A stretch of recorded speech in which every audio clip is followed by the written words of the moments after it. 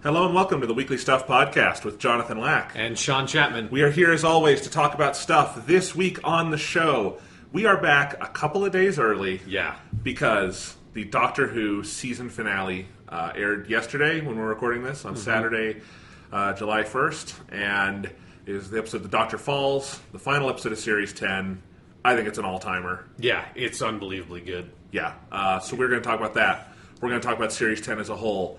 We're going to look forward to the Christmas special and beyond. Yeah. This is going to be pretty much an all Doctor Who episode with a couple of other little pieces of stuff.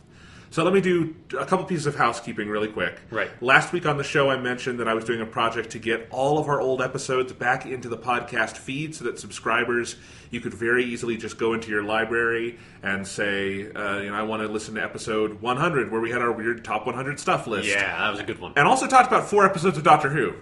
Right. That's also that episode is where we had missed several episodes of Series 8. Anyway, they're all in there now. So I finished that project up earlier today. I had to upload 133 episodes and add metadata and all that. So it took a little bit of doing, but it was fun.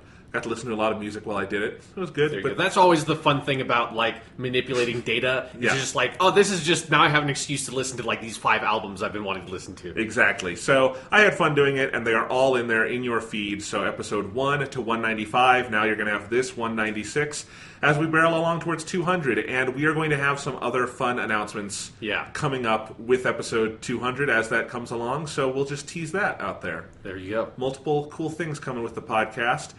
Sean, what have you been up to? Anything to report? Nothing huge. I have started playing Nier Automata, finally. I've been meaning to get to that for a long time, but I've been just busy with a lot of other stuff. I'm not super deep into it. I'm only 4 or 5 hours, so I don't have a lot to say. I'm very much enjoying it. I think it feels good. It has a very good beginning. I think it sets itself up really well, and sort of having heard vaguely about where that game goes, I'm really excited to get into it. But it definitely feels like it is a story-heavy kind of game. Yeah. So not a lot to report on it yet, but yeah, nice. I'm having fun. I got to do something pretty fun last night, again Saturday when we're recording this, and that was the Legend of Zelda Symphony of the Goddesses came to Denver. Right. And that's the touring concert thing they do every couple of years for Zelda, where they have a big symphony play a bunch of music from the games. And I've always wanted to go to this, and finally they had another tour, because this is a big year for Zelda, obviously. And so they had another tour, and my brother and I went to see it, and it was a lot of fun. This was with the Colorado Symphony. And they played a solid, at least 2 hours of music. It was a ton of stuff. They played from almost every major game in the series, and some less major games. My favorite thing they did by far was one of the encores was a suite built around the music from Link's Awakening, the Game Boy game. Right, yeah.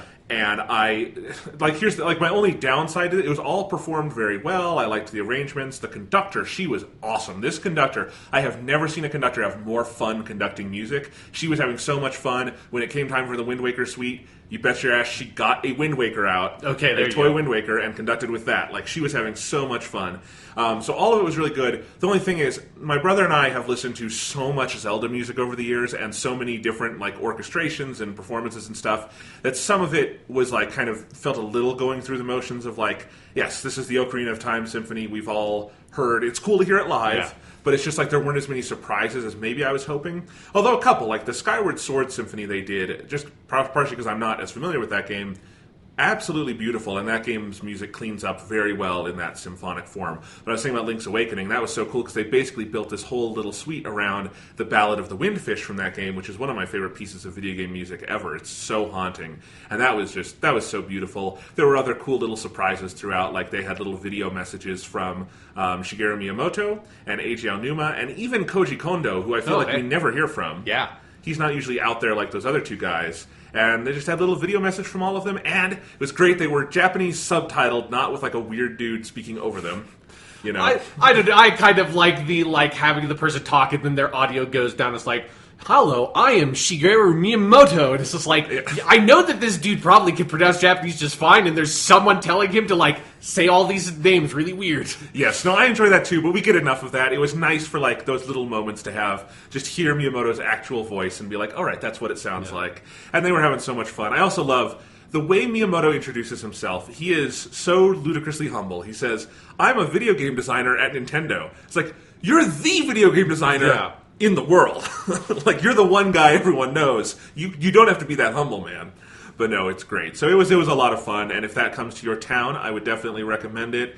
It was very cool to see, even though there was a child next to us who was there with their parents and was way too young to be here, because even though Zelda is a series for people of most ages, if you are still in diapers, you're probably not playing Zelda, and you probably shouldn't be at the symphony, and your parents definitely shouldn't be letting you play with the chair and like hitting it up and down all through the thing, even the quiet moments. That's a little annoying. No, he was just trying to, join in on the percussion. Yes. It's musical genius in the making. Speaking of Zelda, the Legend of Zelda Breath of the Wild DLC came out this week, and I've been playing around with that a little bit. My brother's been playing it much more because he has dived into a full second playthrough of the game in Master Mode, the hard mode of the game, which is... They have made it ludicrously challenging, and it's interesting to watch him play it because, like, they've done, like, basically every enemy is upgraded to the next class. So there's no Class 1 enemies in the game. They've added a new gold class of enemies, like above silver, which I think is the highest in the base game. Yeah. And there's other things throughout, like enemies regain health, and there's some of the enemy scenarios are very different. It's a much more of a revamp than I think I would have expected, and it befits what is a paid DLC. So you get that master mode, you get a couple of cool new pieces of armor that are out there in the world for you to find, and I love how they do it. They basically give you these little quests, and they are like little mysteries, like in the base game of like, you have to figure out the riddle or something and then go find it in the world. The first thing I went and found was the Korok mask, and then I put the Korok mask on and my Nintendo Switch shirt on and promptly took a selfie as Link, because Link's got that style. Okay, but yeah. Anyway, but I've also Did you put an amiibo on there, like hold up an amiibo and a peace sign while you took your selfie? No, I didn't take the selfie. I had Link take the selfie in the game. Oh, right, yeah, you can do that. Yeah. I was picturing you standing in front of your TV, like thumbs up, with your with Link on the TV doing a selfie. That's the real way to do it. I don't take pictures of myself. It's just... You just take pictures of your fake video game stuff. Yes. That's so much better. Link is in much better shape than I am. Sure. Anyway, but what was I saying? Yeah, the other thing I've been playing in there is Trial of the Sword, which is like this new challenge mode in the game, where the reward is like you get an upgraded Master Sword that is always at 60 damage or something like that. But it's basically 3 big phases of like a enemy rush where you have a beginner, a middle, and a hard, whatever that. I haven't gotten to that last segment.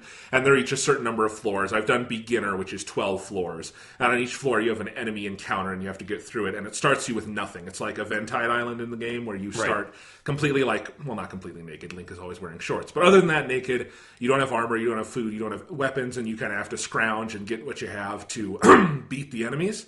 And it's a lot of fun. It's really, really hard, I should say. Like, the difficulty curve starts fairly difficult and then just gets harder as it goes along.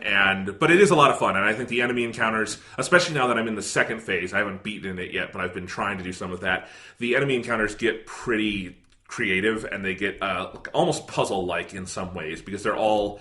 The whole space is like you're in a big version of the shrines from the base game, and they are kind of interesting in how they bring in some of those shrine mechanics while they're bigger combat trials. It's almost like, one of the few weaknesses I feel like is in the base game is the combat trials in the shrines. Yeah. These are almost like what I wish some of those were, because some of them are very creative little... And like all of them could have been like this, where maybe you go in with nothing and you have to figure out what you have. And like the one thing you do have is you do have like your bombs and stuff. So luckily, like you have one thing that you can always kind of fall back on. Although in the second phase, it does start limiting the ways you can use your bombs, but I don't want to spoil how because it's kind of creative. But yeah, I'm having fun with the DLC. Definitely feels worth the money, especially because there's another pack coming later this year, and it was all only $20.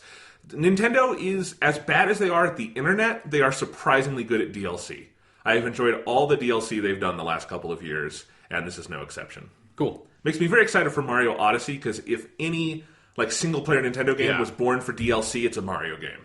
You could do so much fun stuff with that, I think. Yes. Yeah. Just think of the weird shit Mario could possess. Oh. Himself. Yes. Anyway, so there's some Zelda news. And why don't we go ahead and move on to Doctor Who, because we both really want to talk about it. Yeah, let's just get into it. Okay. I haven't been able to sort of put my mind at ease since I saw the episode, so... The Doctor falls. Yes. Spoilers from here on out. You don't want this one spoiled. No, yeah. Go watch the episode. It's great. I think it's the best episode of this season. I think it's one of the best Steven Moffat has written. I think it's one of the best finales the show's had in contention. Its only serious competition would be last season's finale, Hellbent. And I think it has some of the best performances by Peter Capaldi, as well as just other people in the show. Michelle Gomez, John Sim, Pearl Mackie, Matt Lucas. The music, the writing, the directing, Rachel Talalay directing the absolute shit out of this episode. And I just also thought this episode was paced, and it had a tone, and it had a general atmosphere kind of unlike anything I've ever seen on Doctor Who before, which at this point in the show's history is saying something. Yeah. It felt like it was the kind of episode that new Doctor Who has been trying to do as the finale since season 1, and like Russell T Davies and Steven Moffat had both just working at this nut of how the fuck do we build a season and culminate in the season finale, and how do we do this and have it be narratively satisfying and do all this shit, and also have it be big and explosive and bombastic. Because that's the thing about Hellbent, is it's so intimate. It's such a different finale. Those last two episodes, they go to big places, but they're ultimately about just these two people in each other's orbit. Exactly. That's how season 9 operated. It was not trying to build up this big narrative thing. It was had this thematic core that carried throughout the season, but it wasn't trying to build this season-long storyline the way that basically every other season of New Doctor Who has tried to do. And each one, some have been more successful than others. I think season 5 has a really good finale and stuff like that. I think, season 1's finale is actually pretty good. And so there have been good ones here and there, but they have all been lacking in one way or another, I think. And this is Doctor Falls is how you do it. That is 100%. It is a payoff for the narrative arc of this whole season, which is the Doctor and his relationship with Missy. It pays that storyline off perfectly. It pays off Bill's storyline perfectly. It pays off the Doctor's character development through from season 8, season 9, and season 10, and lands that note unbelievably perfectly, which I think is the biggest accomplishment of the season 10 finale. And I think it's just an unbelievable accomplishment of being able to tie together all these sort of disparate threads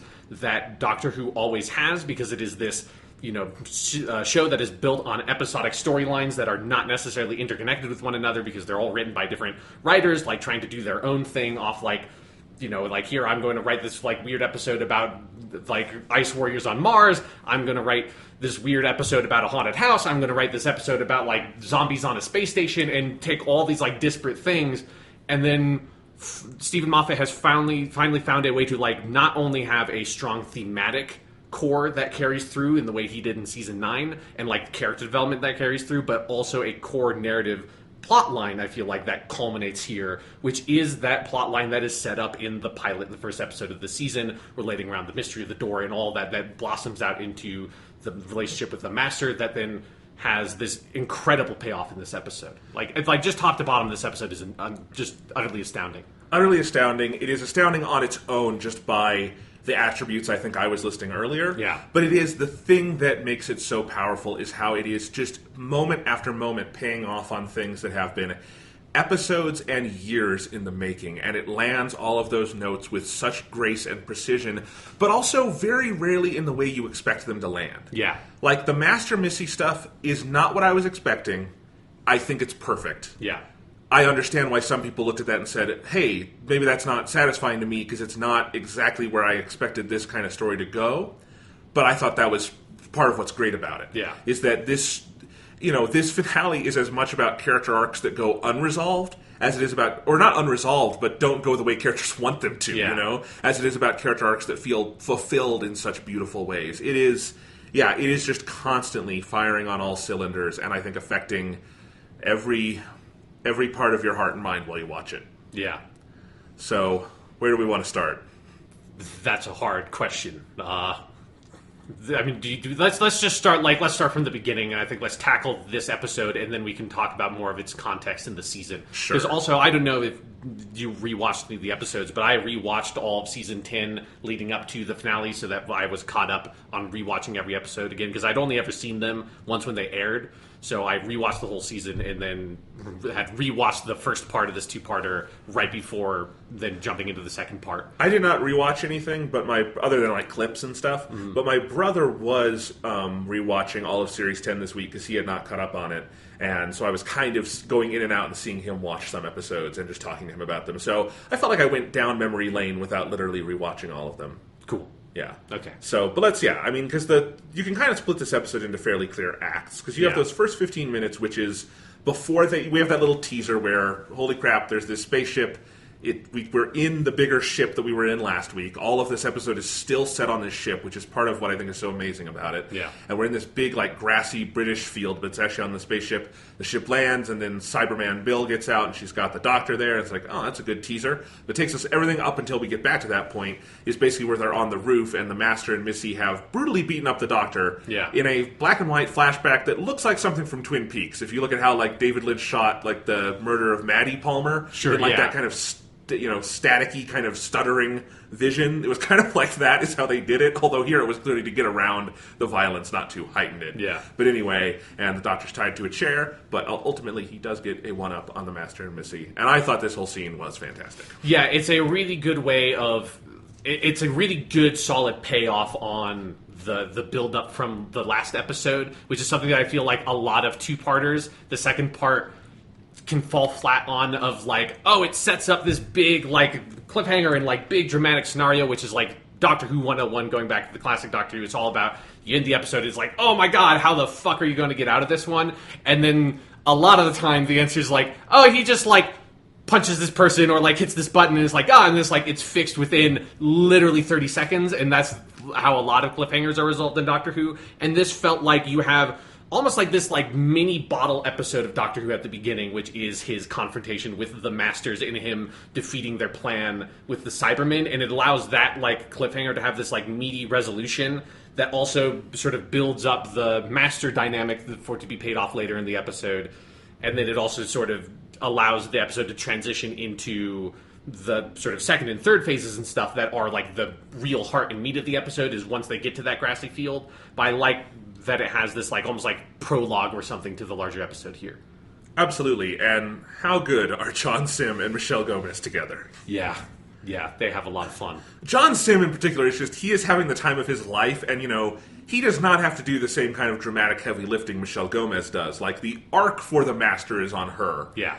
As it should be. She is the current version of the character. He is literally her past. And so he is basically there to play off Michelle Gomez, and he lets her do that, and she is glorious in this episode. But he is so good as just... He has been asked to play the pure evil shitbag version of the Master, and he is so good at that to the degree where I'm kind of sad we're probably not going to see him again in this context. Yeah, it feels like they finally, like Steven Moffat sort of narrowed down the characterization that John Sim had always had as the Master, but was kind of unelegant and it like big and sort of dispersed in his like earlier appearances, and he could be good in moments, and like his appearances as the Master were not always terrible, but it just they never felt like they were like quite on the mark when the RTD episodes with this character. Because what he's doing here is so monstrously evil. Like there's different kinds of evil. Like obviously his plans in the David Tennant episodes are evil, but in a sense of like, it's so unrealistic, like, I'm gonna kill half of Earth, or I'm gonna turn all of Earth into me and have the Master race,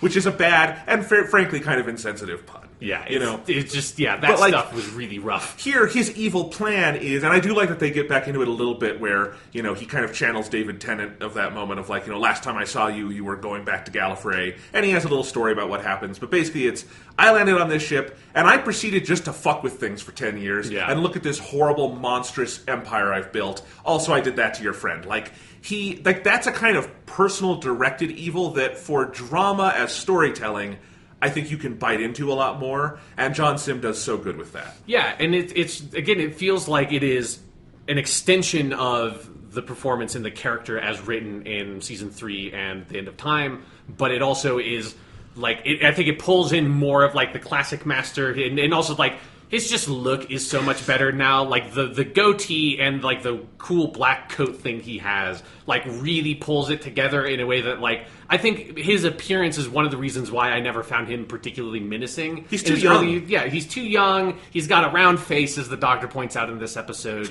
and he's just like he's not physically imposing. And this like as sort of like stereotypical as it is to have your villain be wearing all black and have the goatee.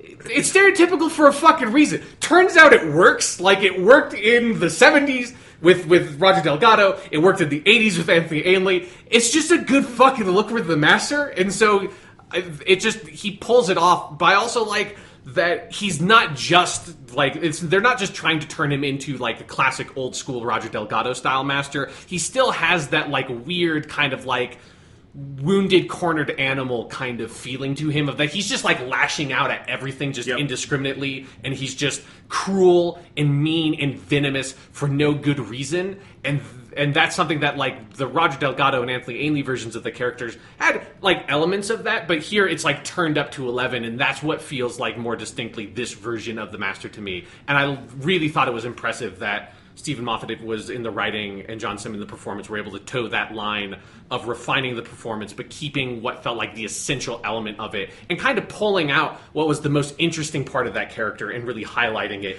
even though he doesn't like feature that prominently in this episode. There are a lot of characters, and so it's like the screen time is pretty diffuse throughout the episode, and so he doesn't have like a bunch of really standout big moments because he's like behind Michelle Gomez and behind Bill and behind the Doctor in terms of like screen importance. Yeah, and talking about that wounded animal thing, that's what makes this version of the character so interesting, is that is still a piece of Missy's evolution that we're seeing here. Is that everything the Master goes through here, as much of an asshole as he is, those are important moments of evolution for him that will lead to Missy. And I love, the show never really draws full attention to it, but it's a constant little undercurrent, like the scene we will talk about at length later where the Doctor gives them a speech. Yeah. We won't talk about the speech yet. But John Simm Master says, "This is the face of someone who wasn't listening to a word you just said," and walks off. And then he looks at Missy and it's like, no, she heard all of it. Because she's you. Yeah. And that was a seed that was planted and took over time. And I really do feel like there's a lot of little moments like that where you have John Simm Master who is so caught up in his anger that he can't feel anything else. And then you have Missy who is older, more mature, and has decided, this is something she wants to move past. And because you have both of them right next to each other, as only Doctor Who can, it's a really interesting story for them. And I think this is as thoughtful a treatment of the multi-Time Lord story as we've ever had on Doctor Who. Oh, absolutely. I think it might be like the best that mechanic has been done narratively.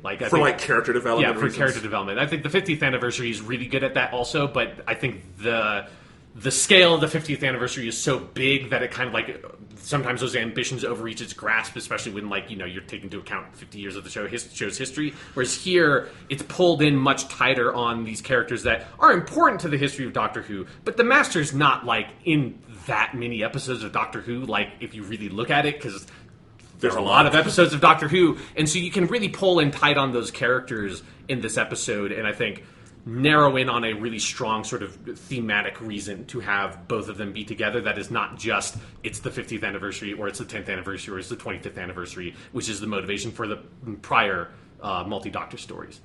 You're talking about how many characters there are in this episode. Yeah.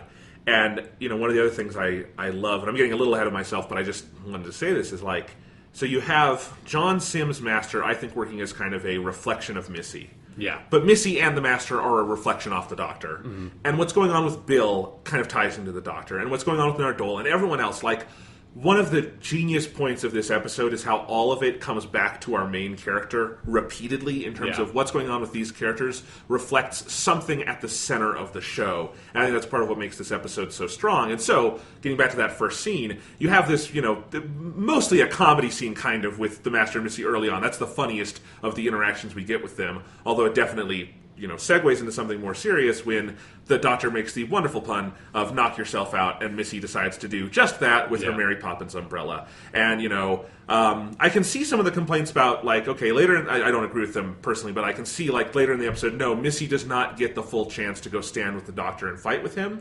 She does it here, Like, that's a huge part of the episode that is, I think, easy to forget, is that she does make a choice almost immediately of, like, yes, I'm going to help the Doctor here. And I like that I like that mystery is not stretched out. And so really, and yes, her loyalties kind of go back and forth, but not in the sense of is she evil or not. It's just how much is she going to give herself over to this cause. Yeah. And because they answer that question so quickly, I think it frankly makes all the character arcs more interesting as the show goes along. Yeah, I was really glad that they were not trying to pull that out for the whole episode and do the is Missy evil, is she good thing. Like, it does, because like you said, you are not ever, because it's like the nature of her characters, you are never ever 100% sure what the fuck she's thinking, because she's just nuts in some way. But also you do get this sense, because I think they've done a good job, especially after like rewatching the full season leading up to this, and like how particularly like around the halfway point when they reveal that it's her in at Extremis, when they reveal it's her, you get those little like moments where you kind of touch base with Missy in each of the episodes after that one, and you do get this sense of like she is changing, and it's like she is putting in this like good effort that it would have felt really cheap if they had just like done the sort of typical master thing and been like, oh no, but she's really been evil. It actually has been an evil plan the whole time, and she's been orchestrating all of this. And I love that they don't even like really try to pretend that that's the thing for more than 10 minutes in this episode. It's like she's kind of playing around with the John Sim Master and then whacks him in the back of the head, and then from that point on her allegiance feels it's more leaned towards the Doctor than it is him, and she's kind of playing him more than playing the John Sim Master more than anything else. She's manipulating him. Yes, absolutely. And so we also get in this scene, though, Cyberman Bill winds up saving the Doctor, and we get that little piece of information that she still has some of her consciousness in there.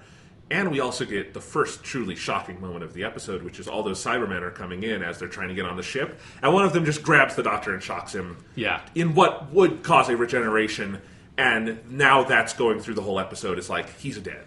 Yeah. Or he's going to die. Yeah, that's also because we also it's important to keep in mind we have all that information from the previous episode, where the previous episode's opening thing, the opening teaser was the Doctor beginning a regeneration, and so that is carrying through here. And yeah, they have that moment where it's like, okay, fuck, like this is. They definitely forefront. There's a sort of desperation to this episode and a feeling of like they have already hit this point of no return, and that confirms it. Yeah.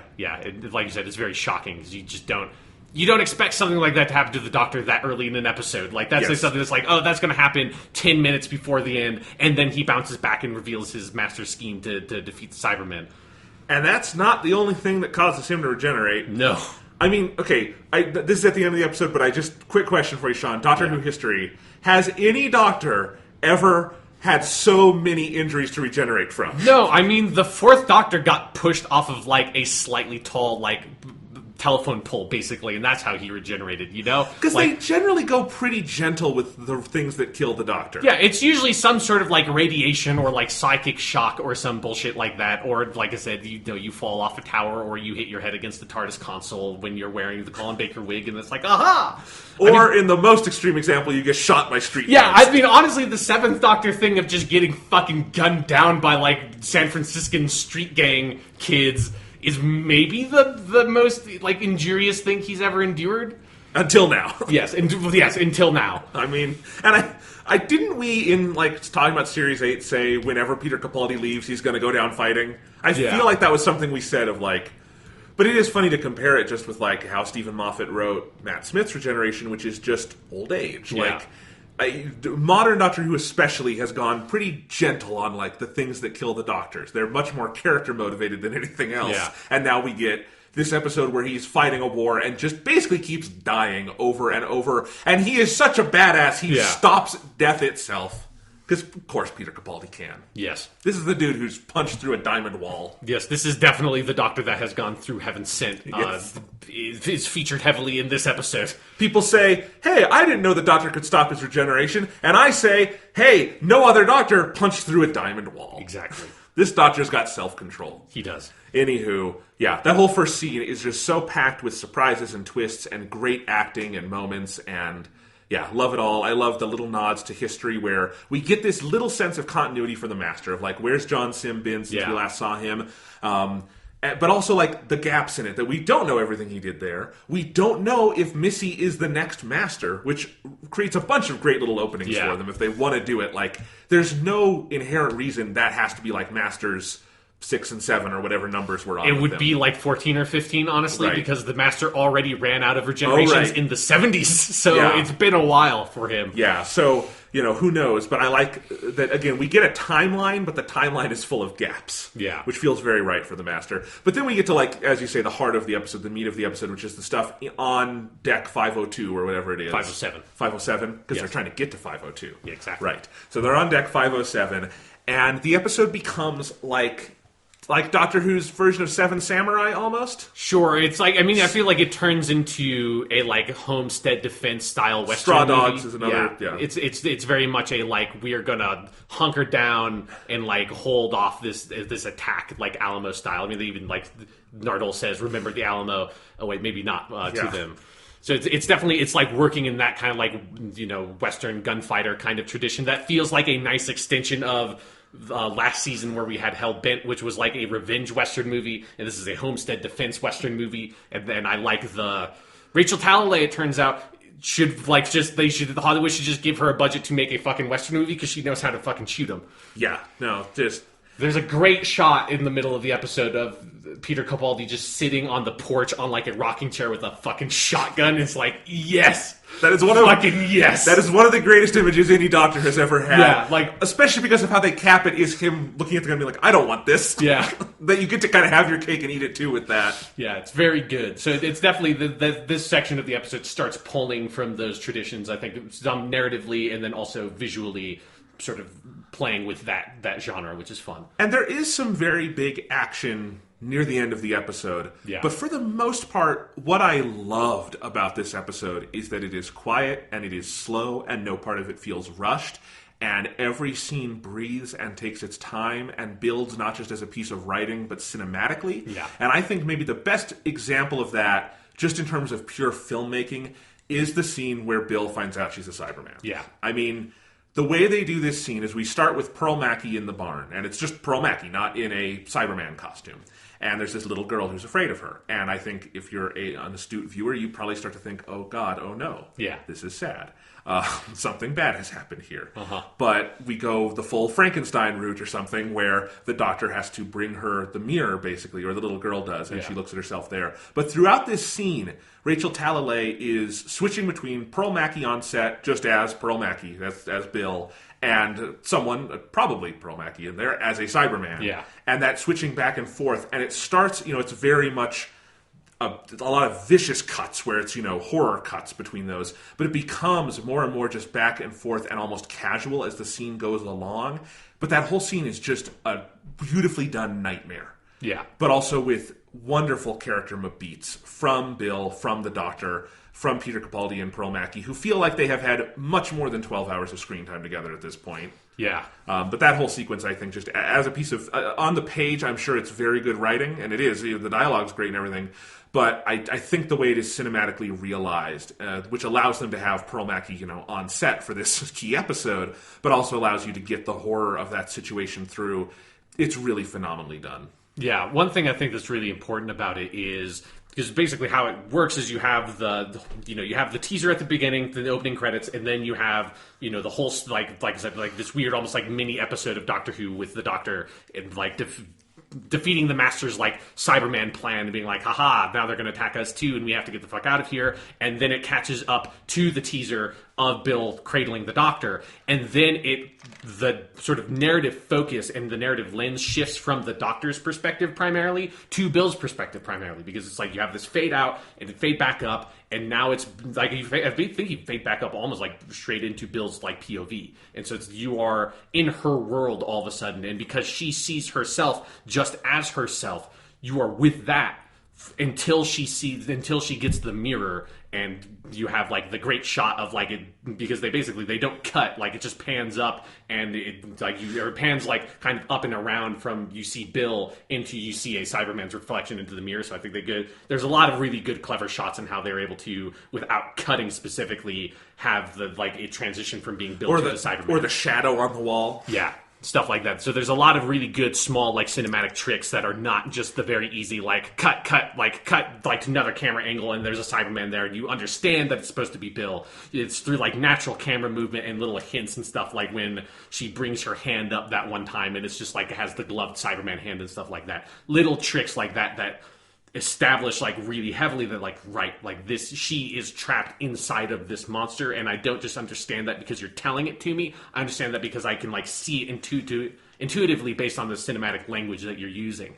And so I think they are so smart at when they cut, when they show it being Bill, when they show it being the Cyberman, whose sort of perspective she's being seen from in those moments, I think like is really important. And they think about that, and they think about what effect that produces on you, the viewer. And I feel like every time you switch back to it being Bill, you're either like always like specifically from Bill's POV narratively, or sometimes you're from the Doctor's POV narratively, and that's kind of it. Like you always need that lens to see her as herself, and everyone else is afraid of her. And also like all the actors do such a good job. Like the little girl actor in the scene when she like is interacting with Bill for the first time does a fantastic job at selling this idea of like what the character that girl is looking at is not the same character we're seeing, because she's just seeing the Cyberman, but we're seeing Bill, and then how she's like afraid and reeling back, and every time Bill steps forward, she steps back like 3 times,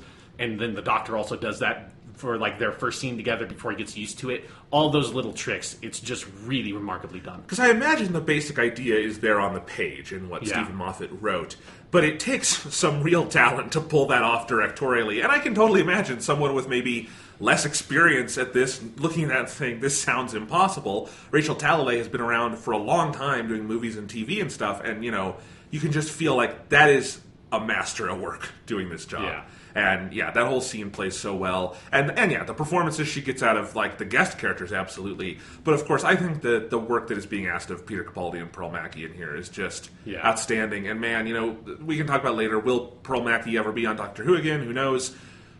I cannot wait to see the career this person will have, because what a kickoff into the mainstream she has had this year. Yeah. As like this star-making role on Doctor Who. I hope she is heavily in demand, because what a talent. Yeah, like she has been fantastic throughout the whole season, but this episode in particular this episode and the last episode, like asks so much of her, and she has to bring so much to like this really difficult role, because it's like the kind of role that actors are not normally asked to do, because you need to be in a program like Doctor Who to have to play this character that is like both this character but also a Cyberman like robot version of yourself, that everyone else is seeing you as a robot, and but you're seeing yourself as yourself. And someone who is hurt and scared, but one of the things I love is that I think the fundamental things that make Bill don't go away. Yeah. Like, you know, optimism is too simple a word, but I think her general kind of faith in the things around her, like none of this has made her hate the Doctor, and I think having seen all of it, that's appropriate.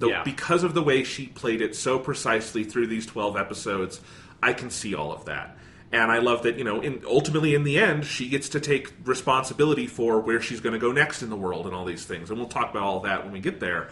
But yeah, she's incredible. And of course, Peter Capaldi, you keep thinking he doesn't have more to show us. Mm-hmm. You know, you ever get that feeling like, this can't possibly get better? But then here it's like and there's better scenes than this one even for him, but the raw vulnerability he shows in that scene with Bill of, he is scared to talk to her because he is scared of what he has been a part of here, you know, and that, as he admits, he probably can't fix her. Because this transitions to the next scene where they're walking through the field and they wind up, there's a scene in the middle where they see John Sim, and he's a dickhead, and it's a good scene. But like, you have that scene where they're walking through by the trees, and you have that little moment where he starts, his hand is regenerating, and he stops it, which just reminds us, like, right, the shit is still going down.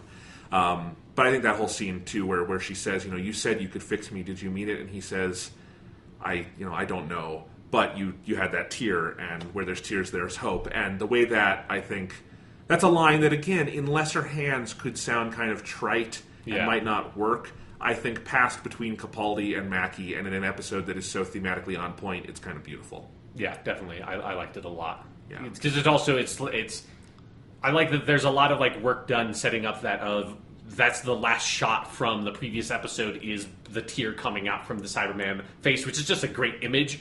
But I like that it sort of carries that over as a like primary sort of like theme. It's not just like, oh, use that because that's a cool idea for like a sting at the end of your episode is like, oh, that's a great image, is a tear coming out of the Cyberman's face. But it's like it's actually thematically important to where the story was going to go. Absolutely. Yeah. So, like quickly to just go back to the scene that we kind of skipped over with the Master and Bill when Master meets her again. Like I think that scene is like maybe actually like the best scene that John Sim has in the whole episode in a weird way of just because it like reminds you of because I had kind of forgotten even though I just watched the previous episode. That's like right. He was that Razor asshole and like was her like pretended to be her friend for 10 fucking years and then betrayed her and had her turn into a Cyberman, which goes to like the credit of John Sims' performance is that like even when you know it's him, like the shift is so dramatic between Razor and like the Master that I forgot even though I had literally seen him playing Razor like 20 minutes beforehand. And so, like, I had already kind of forgotten that, like, right, yeah, he did that too. And so he brings that back up just to, like, poke at her. And like, that whole scene, you just see her from the Cyberman point of view.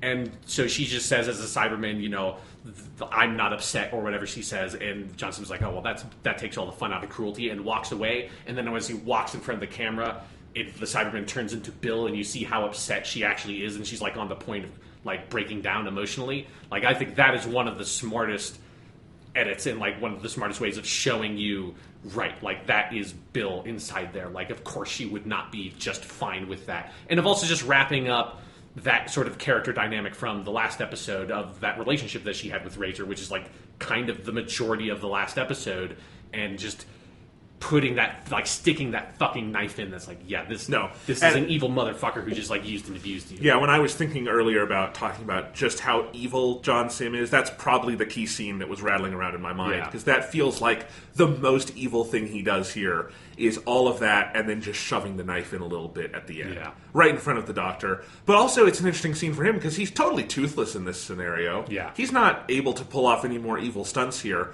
but he can go around and just be a dick. Yeah, he just lashes out at everybody around him for no good reason, just other than, like, it gives him some weird pleasure or something. Yeah. So I don't remember the exact progression of scenes from here on out.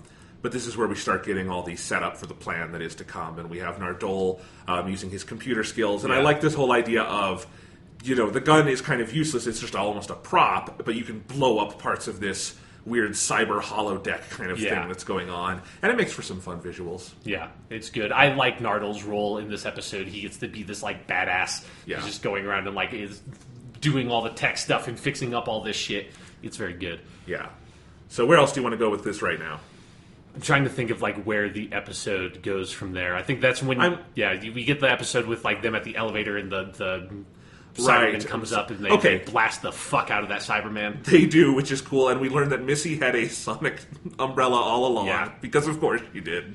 There's one. I love how much they've leaned into the Mary Poppins-esque nature of Missy, like with her using her umbrella as a prop. It's really good. Yeah. And, Michelle Gomez uses that umbrella very well in a number of ways here. But anyway, they blast the shit out of that Cyberman, but this is also where we get, I think, a really interesting setup here, which is just how abject and hopeless this whole scenario is, that they're like, oh, well, if we get to the top, the TARDIS is up there and we can escape. And he points out, no, because of the time dilation, we would never get that far because the Cybermen have already evolved this far. We're completely fucked. And this ultimately leads to the point where the Doctor's only plan is to get 5 floors up and then figure it out from there. And, you know, where we leave the episode is by no means a concrete resolution to what's going on that ship. And the whole action of this episode, everything that causes the Doctor to fucking die, is getting 5 floors up on that ship. Yeah. And I love that setup, and I also love how they use the modern Cybermen here. Yeah. And I have not said that much before, but I think it's so ingenious to me, like, yes, that makes sense of, like, okay, they've had hundreds of years to further evolve, now they become that, and then we can have, like, the Mondasian Cyberman and the newer Cybermen, like, alongside each other. But, like, that's a sign of how much they've evolved. That's interesting to me. That's an interesting use of that. and just seeing like, okay, the humanity has been further stripped away and stripped away and stripped away, and it makes them, I think, an effective enemy here. Yeah, I agree. I think it's a good use of Cyberman, because this episode, that's like the one thing that this episode does not focus on as much is the Cyberman stuff that was like mostly left to the previous episode, and I think that's fine, because the last one did all the good body horror stuff that you needed it to do, and really like drove the point home by the time Bill becomes a Cyberman of like what these things are. And so I do think it's a really strong idea of, like you said, sort of like selling the newer Cybermen design by having you see like the direct sort of lineage and how it makes the time dilation threat feel real, and like you can kind of like see its effects directly, because even when you're only half the ship up or something, still the Cybermen have like all this time compared to like you have like this one day, and that means they've had like a couple of years or something to fuck around and improve themselves. And so it helps sell the idea of, all right, yeah, if we try to go back all the way to the top of the ship, the way that will be like literally like 2,000 years will have passed for them, and we'll be utterly destroyed. We'll have no chance. I mean, it's just like Steven Moffat wrote, and we talked a lot last week about why the ship is such an ingenious idea, even though it's not exactly scientifically plausible. Yeah. It's close enough that it allows you to buy into all of it. And what a brilliant idea it pays off as here, which is that it really does create an authentically hopeless Doctor Who scenario, which is rare. There's not usually you can say, well, the Doctor could do A, B, C, D, whatever, and you could see the ways around it. And I think they effectively box him in here. And that ship is just such a wonderful kind of toy box for everyone to play with, in that you can have, the first deck that they're on, which is like this Star Trek kind of deck, and you can have the bottom, which is that horrible Cyberman city, and you can have the hospital, and you can have this little English countryside location, and you can constantly have those shots outside where you're seeing the different windows into the ship, and all of that. I think it's one of the most effectively horrifying settings I've ever seen in Doctor Who. It almost does feel like the kind of idea you would get in Big Finish, not on the TV show. Yeah, I agree. Like it's a good combination of like this very heady setting with like all these weird sci-fi implications, but it's also grounded enough and executed at such a high level that you can buy into it so easily and so readily that it is one of the more effective scenarios I've seen of stripping the Doctor of basically his like all the main resources he has at his disposal, like which is primarily the TARDIS, and make that like something that it's not that like the TARDIS is on another planet or something, or it's like dematerialized, like in the Mars one where it's back on Earth for whatever reason, which they never actually explained that plot point, which was something I noticed when rewatching that episode of like, right, that never comes back up again. That's kind of weird that the TARDIS fucks off and goes back to Earth for no reason at all. But it's not separating him from the TARDIS that way, or like in the Satan Pit one is another good example of an episode where like they make a big point of the TARDIS being inaccessible. Here it's like the TARDIS is within reach. Like you could, if you just went up that elevator, you'd be able to get there. It's just the act of getting there would totally fuck you. And I think that combination is what makes it particularly sort of like emotionally distressing, is that it's not just completely out of reach. It's just enough within reach that the fact that you can't get there is frustrating. It's also thematically on point, because what this episode is built on, and we'll get to some scenes that really, I think, get into this, is the Doctor making a stand for something seemingly pretty small. It's a handful of kids and a handful of adults, and it's on this weird ship that is, in all likelihood, a completely hopeless scenario no matter what, and the Doctor will stand for that as hard as he will the planet Earth. And you have to affect... If this episode was, oh my god, all of Earth is under attack, the themes don't come through as powerfully. Yeah. Because we've seen him do that, and it's also like, it's just so obviously like, yes, that's what a hero does. This is the Doctor actually being put to the test of all these things he has been having rattling around inside him since he regenerated into 12. And I think it makes for a pretty beautiful, brilliant payoff to everything the Capaldi version of this character has been through. Yeah, absolutely. So let's talk about the big scene in the episode. Okay, yeah. One of the big scenes, but the one that to me maybe resonates the strongest, which is the Doctor's speech to the Masters. Yeah. Because that happens around in this area where they've made their plan. They do that thing where the Doctor has found that hole in the wall and they're going to get out through there. So you have that room in the back where they're going to get through.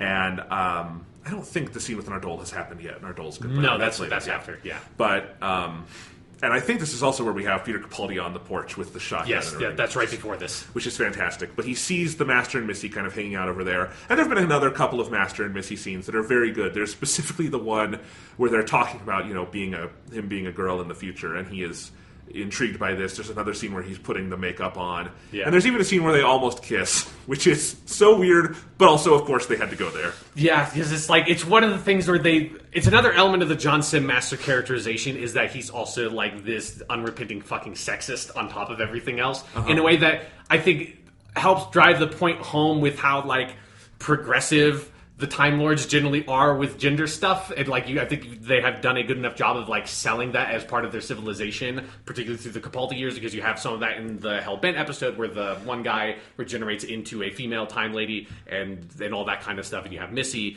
and so they've done a good job of selling this idea of like, yeah, they don't, like the Doctor says in the previous episode, like the Time Lords have moved past gender and their petty stereotypes, and then you have the Master who's like, no, he didn't get that memo. Like, he's still, like, this gross old man who's, like, making jokes about bras and stuff. It's like, fuck off, man. Yeah, no, he's a real asshole through that, and it's just, I love, because so much of Michelle Gomez's work opposite John Sim is silent. Yeah, she just gives him all these, like dagger stares. Yeah, and just seeing, like, would it be wrong for us to? Yes, it would. And, yeah, I think you kind of have to broach that subject when you have, you know, an asshole that unrepentant in the role of the male version of the Master there. So yes, of course, he would try to fuck himself. Yeah. Very literally.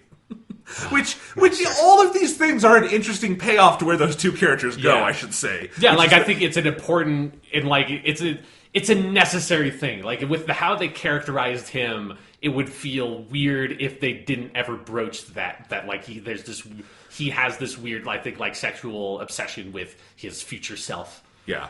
But the scene where the Doctor goes and confronts the Masters is basically this big payoff. Yeah. Where the Master and Missy have decided that they're going to go run away in the Master's TARDIS, which is downstairs, which they can get to easily enough. And part of that great scene is where Missy, like the Master says, oh, but my time coil or whatever. Dematerialization circuit, please. His time coil. I don't know. What fucking horse shit are you talking about? Dematerialization circuits have a long and storied history in Doctor Who, my friend, okay? Sorry. His dematerialization circuit has malfunctioned, and Missy says, well, once upon a time, a very scary woman pinned me up against a wall and told me to always carry a spare circuit, and she has one. Yeah. That's just a great little moment. Like, that is one of those things that Steven Moffat is so good at striding into scripts, those little weird time-bendy things. I love it. But so they have this whole plan, and they're about to leave, and the Doctor shouts at them, no. One of the many times in this episode, Peter Capaldi yells no. Yeah, and like, I love how he does it. He's just like, no! Then he just, like, screams, no! Like, he just screams at the top of his fucking voice. Like, just his voice breaks. Because he breaks. In this moment, he's like, fuck! Like, if he could, like, do the full R-rated version of his Doctor's like, fuck off! No, you are going to fucking stop and fucking listen to me for 1 fucking second, you motherfuckers. Okay? I've had enough of this fucking shit. Like, you know that's what he wants to say, but he's on a family program. He wants to be Malcolm Tucker. Exactly. Like, he just wants to fully let loose. He's just like, no! Yes. Just like, when I say no, you stop and listen to me.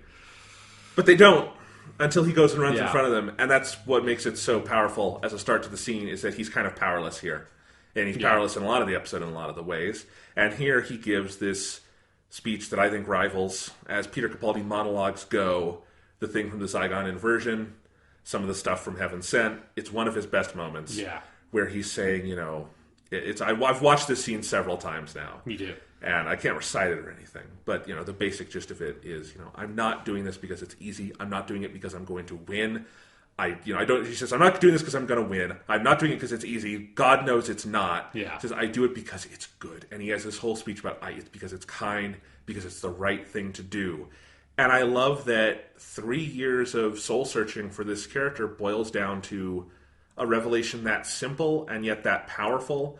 And of course, his screen partners being a pretty stoically evil John Sim and a very vulnerable Michelle Gomez make it all the more powerful. But I think that is one of the most remarkable scenes Moffat has ever written and Capaldi has ever performed. Yeah, it's astounding. And one of my favorite things about it is how it's written and how it's performed, is that it's not it's the easiest way to refer it to as a speech, but it's not written like a speech. It's not like the Zygon inversion speech, which is like a big Doctor speech, and it's fantastic, but it's like very much a speech, ass fucking speech. And it's but the speech in The Doctor Falls, it's not like that. It's not like the speeches that the 10th Doctor would give at the drop of a fucking hat, like constantly. It's like, oh, I'm the Doctor from the planet of Gallifrey and the constellation Caldisturbis or whatever. I'm 903 years old and I'm going to save everybody. Blah, blah, blah, blah, blah. It's like, okay, I just watched that scene on YouTube. Yeah. I think like, I do. I get it. Okay, yes, you're the Doctor. You're going to save everybody. Like, holy shit, you don't have to fucking say that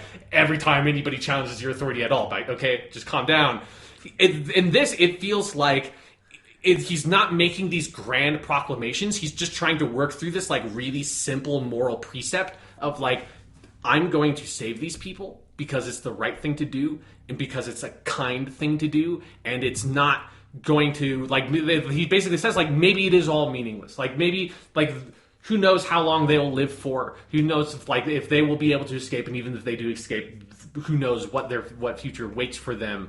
But like, it's kind of the only thing I can do. And if I don't do this here, like, when am I going to do it? Like, if I fall back in this moment and give up basically and run away, then I should always just be running away from this situation every single time. It's like, this is where I stand, and where I stand is where I fall. Two things I'm kind of thinking of as we talk about this. One is, I'll get to the simpler one first, I think. There's a Donald Trump reference in this episode. There is, yes, at the beginning. Which is interesting. On one hand, I don't want the words Donald Trump to be in canonical Doctor Who, because I want to imagine it happens in a continuity where he, like, died in the womb. Sure. But, I mean, we remember, I know. He killed himself in Extremis, so it's like he died already once in Doctor Who. That's true, I know. But you do get Peter Capaldi just insulting him, so that's great. But, the show invites you to think about the current circumstance. Sure, and the other day, and this is a sentiment that is passed around a lot these days, as, one of the debates going on right now is the Republican healthcare thing, which, because it's polling at like 12%, we can all agree is a horrible, evil shitburger of a bill, right? Yeah. It's just one of the most evil things our government has ever tried to do. And someone said on Twitter, and it's one of these powerful moments of clarity that you get sometimes these days, was, I don't know how to make these people understand why you should care about others. It's like, I don't know how to have this debate if the debate is, I want people to live and you want people to die. And that's not an exaggeration when you're talking about taking healthcare from people. Yeah. And this is a circumstance our world is going through. And I think a moment like that for the Doctor resonates, because what he's trying to do there is trying to explain to his arch-evil nemesis, why do I care? And what that moment does is it strips the Doctor down to the most naked I think I've ever seen him on screen in any incarnation. Yeah. Which is trying to get to the absolute most fundamental core of why he does what he does, because not only is he having to explain it to them, he's trying to explain it to himself, because this is such an extreme circumstance. And he's saying it's just because it's good. And if you don't get that, there's nothing else here. This is all I have to give. This is it.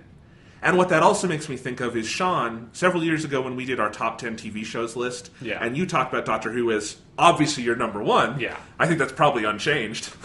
Yes. No, it's still definitely up there. Yeah, and probably the last few years have helped solidify it, if anything.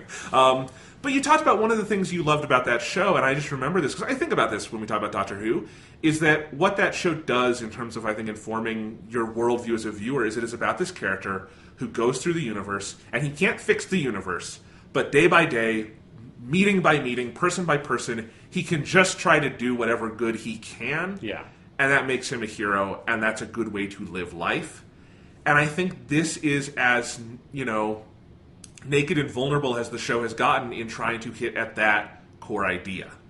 Yeah. And I think the way Peter Capaldi plays all of that, it's just, I've never seen an actor who played the Doctor go to that place. And again, I've not seen as much Doctor Who as you have. Yeah. But, all of modern Who and some of classic Who, I don't think I've seen an actor get that emotionally naked and vulnerable and kind of small and allow himself, he's not David Tennant, big Doctor of legend kind of thing. Which is how, on some level, many of the Doctors hold themselves, is like these big mythical figures. He's not playing that in that moment at all. And it's heartbreaking.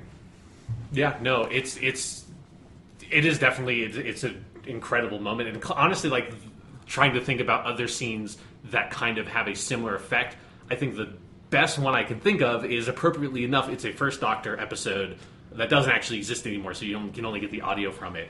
But it's from the massacre of St. Bartholomew's Eve, and it's one of the best First Doctor stories. Like, if it existed, I would probably say it was the absolute best, like, presuming that, like, somehow it's like visuals weren't just like this complete disaster or something. It was just like the normal classic Doctor Who serial. It would be, like, almost without competition, I think, his best, because that serial ends with this just fucking stunning moment where the First Doctor is, for the first time in the history of the show, alone. That, like, slowly companions have been leaving him, because also, for people who don't know, like, in the First Doctor era, the First Doctor typically had about 3 companions with him at any given time.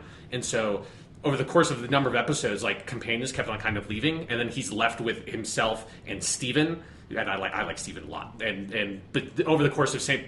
Bartholomew's Massacre, it's a really heady, kind of dark historical, because the Doctor's not going to be able to stop this fucking massacre. Like, of course he can't. Like, it happened in history, and Steven can't deal with that, and so he leaves the TARDIS, and there's, like, this 90 seconds of the Doctor being alone. And it's the only time, or it was the first time in the history of the show that had ever happened. Because at the beginning of Doctor Who, you never had that perspective on him. You were never from his point of view. You were always from Barbara and Ian's point of view, or it's like sometimes from Susan's point of view. And then later you're from, like, Vicky's point of view, or you're from Steven's point of view. But you're never alone with just the Doctor. That, like, never fucking happened. And so he's just standing alone in the TARDIS and basically talking to himself about how, like everyone has left me now, and I can't blame them, because none of them can see. He has this, like, great line where he says, like, none of you can see history's final pattern. That's like, none of you can see time the way I see time, and that's why I'm alone. And then luckily, like, Steven comes running back, because that's the good. I was getting really sad hearing you explain this, because I can see William Hartnell playing that. It's really brutal. It's like, even just having the audio, like, it's unbelievably brutal, because it is this really stripped down, honest moment where, like, and I think one of the reasons why it had as much an impact, like, in that era of the show, is because it is that first moment. Because there's the Fourth Doctor has a number of other moments that are similar to that, where, like, after Sarah Jane leaves him for the first time and he goes to the Deadly Assassin, that episode, goes to Gallifrey, there's a moment like that at the beginning of that as well. But it is very rare in the history of Doctor Who for you to have that moment where the Doctor's just like, it's all like all the guys, all of that stuff is just stripped off, and he's just, like, laying it out there. And typically he's laying it out there because he's on his own and he doesn't have to put it on for anybody else. And here it's like he's desperately reaching out to, like, the one other person that is, like he says in The World Enough in Time, the Master's the one other person who's even, like, remotely like the Doctor. And so he has to reach out to this person to, like, finally explain to them, like, it's just the right thing to do. It's just being kind, and that's it. And that's all it needs to be. And I will fucking die for that, because that is who I am. And who I am is where I stand, and where I stand is where I fall. Yeah. One of the best lines Mr. Steven Moffat has ever written. Yeah. It's an incredible, brilliant speech. Yeah. And how do you read the moment afterwards? So the Master says that horrible thing about not listening. Yeah. Which is, like, the most, like, just gut punch of a thing, because you're seeing it in his fucking eyes the whole time. Every time the camera, like, moves over and you can see John Sim listening to the speech, you can see in his eyes that he's already thought of what he's going to say as soon as this is over. And it's like, in a way, what John Sim is, like, that version of the Master is, he's just the ultimate internet troll. Like, that's his, like, world philosophy, is all he's doing is getting a rile out of people. Like, all he's doing is poking people and poking people and poking people. He doesn't give a shit. He has no philosophy. He has no ideology behind what he's doing at all. All he wants to do is get a rise out of people to amuse himself. And so whatever you say to him completely bounces off of him. He's like, he's a fucking Trump supporter, Like, that's basically that's the kind of person he is. And I mean, and that is definitely how RTD wrote him. Like, I don't want to give too little credit to that, because one of the kickers, I think, as silly as that season 3 finale gets with the Doctor going Super Saiyan, remember the kicker to that, which is the Master gets shot. He's dying in the Doctor's arms, and the beautifully acted scene, David Tennant is just begging him, regenerate, and he won't do it just out of fucking spite. Yeah. I know it gets buried in a silly episode. That's a great moment, and I think that's the Master we saw here. Absolutely. Yeah. And you're right. But then we get that scene with Missy. And I was going to ask, how do you read this scene? Because he says, "Stand with me, that's all I've ever wanted." And she says, "You know I want to, but no." And nothing else is said. She clasps his hand for a moment and then leaves. It's the last time they ever see each other. Yeah. As we're going to find out. We don't know it in the moment. And I think there's a lot of ways you can read what happens between them. Is it Missy saying to herself, "I'm coming back, but there's something I have to take care of"? Or is it she hasn't made up her mind yet, which I think is another thing to read it as. What is Peter Capaldi thinking, or what is the Doctor thinking in that moment? It's a really layered piece of acting between these two pros. Yeah, like for me, I definitely kind of read it as Missy knows she needs to take care of business, that she has to go with John Sim. And like some of it, as I wonder how much, because the episode kind of like plays with how much does maybe Missy actually remember about this, because like the dematerialization circuit moment sort of like reveals that, oh, like maybe she must have some memory of these events in some way, and it's not just totally gone in the way that like it seemed like it was the last episode when she first confronts the John Sim Master. And so I wonder how much of it is that she just knows this is her fate, basically. Like she knows this is what has to happen. Like I killed myself hundreds of years ago. Yeah, that I have to go do this. Like even though they don't show it, I just sort of assume I read it as the John Sim Master turns into Missy. Like I think you can definitely, the door is technically open, and if they wanted to, they could do that. But I think it's better. It's thematically cleaner it's better if he just regenerates into her, because the show is like typically kind of weirdly coyish about actually showing the Master regenerate. I think the only one we've kind of seen was like the Derek Jacobi one into John Sim, and even that you don't. You see the whole thing, yeah. Do you see the whole thing? You like see him like totally like his face actually transform? I'm pretty sure. Okay. I just watched it, and they do the whole thing where he like spasms out. And you have the yellow energy. I just couldn't remember if you actually saw the moment of his like literal like physiognomy shifting from Derek Jacobi into John Sim. I think you do. Yeah, I think you do. But regardless, that's the only time that's ever been done. You never see the closest you get is you have. Like, here's one thing that maybe a lot of Doctor Who fans do not necessarily know about the Master, is that, I talk a lot about the Roger Delgado and the Anthony Ainley Masters. One thing that's really funny about the Anthony Ainley Master is, that's not, like, he did not regenerate into Anthony Ainley, the actor. Like, that's not how that form of the Master came about. That is, the Master, like, possesses that person's body. And who's Nissa's dad from Keeper of Track, and Nissa being one of the Fifth Doctor's companions, or 4th/5th Doctor companion, and he takes over his body through, I don't even remember like all the weird how the fuck that's supposed to work. And then there's of course the moment that everyone remembers from the 8th Doctor movie, where the Doctor or the Master, having been transformed into some sort of ethereal snake creature, possesses the body of Eric Roberts, which is maybe not. The Eric Roberts Master is maybe not the greatest highlight of the character's history. No. But like, just for whatever reason, typically you don't see the Master regenerate that often. Apparently you don't see his real body that often. No, you don't. I mean, we haven't seen his real body since Roger Delgado and, like, Jeffrey Beavers. Like, those were the two. Those were the actual proper Masters. I don't know who the fuck John Sim and the Michelle Gomez characters are. The snake somehow regenerated into a person. Who knows how that's supposed to work. But yeah, so anyways, that's the long way of getting around to you. I'm just going to assume that John Sim descends in that like brilliant shot of the elevator going down into darkness from the camera up top, and him just laughing up at the camera, and that's the last you see of him. I just assume he gets down there and regenerates. And then, Missy does not, but Missy, I think just Missy knows. Yeah. I think Missy knows that this is just how it has to go, and that she wants to be able to stand with the Doctor and is going to go through the motions, but the timeline, whatever, like, there's nothing she can do to actually get out of that. And she has to go create herself and destroy herself at the same time. Let's talk about Missy then, and the Master's final scenes, and because we're on this tangent anyway. You have these two scenes in the forest where they're by the door, and the John Sim Master is about to leave, and Missy says, "Well, no, come here." And he's a little hesitant. Yeah, really? And comes in for a hug. Beautiful little moment where it's like a really twisted moment it's a really twisted version of that little short Steven Moffat did where 10 meets 5. Right, and says, like, "You were my Doctor." She says, "I loved being you. You were fire and, stars exploding and all this stuff." She says, but I'm not that anymore."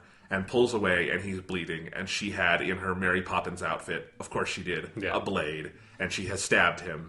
She one thing you don't know about the Master is he actually joined the Assassin's Guild. It's an Assassin's Creed crossover. It's a whole thing, Hidden Blade. I don't want the Michael Fassbender Assassin's Creed movie. I want the Michelle Gomez Assassin's Creed movie. Exactly. She would own it. That's where we're going. The larger Doctor Who Assassin's Creed cinematic universe is on its way. God. Anyway, that's the only way you could make Doctor Who continuity more convoluted is to bring in Assassin's Creed continuity. Yeah.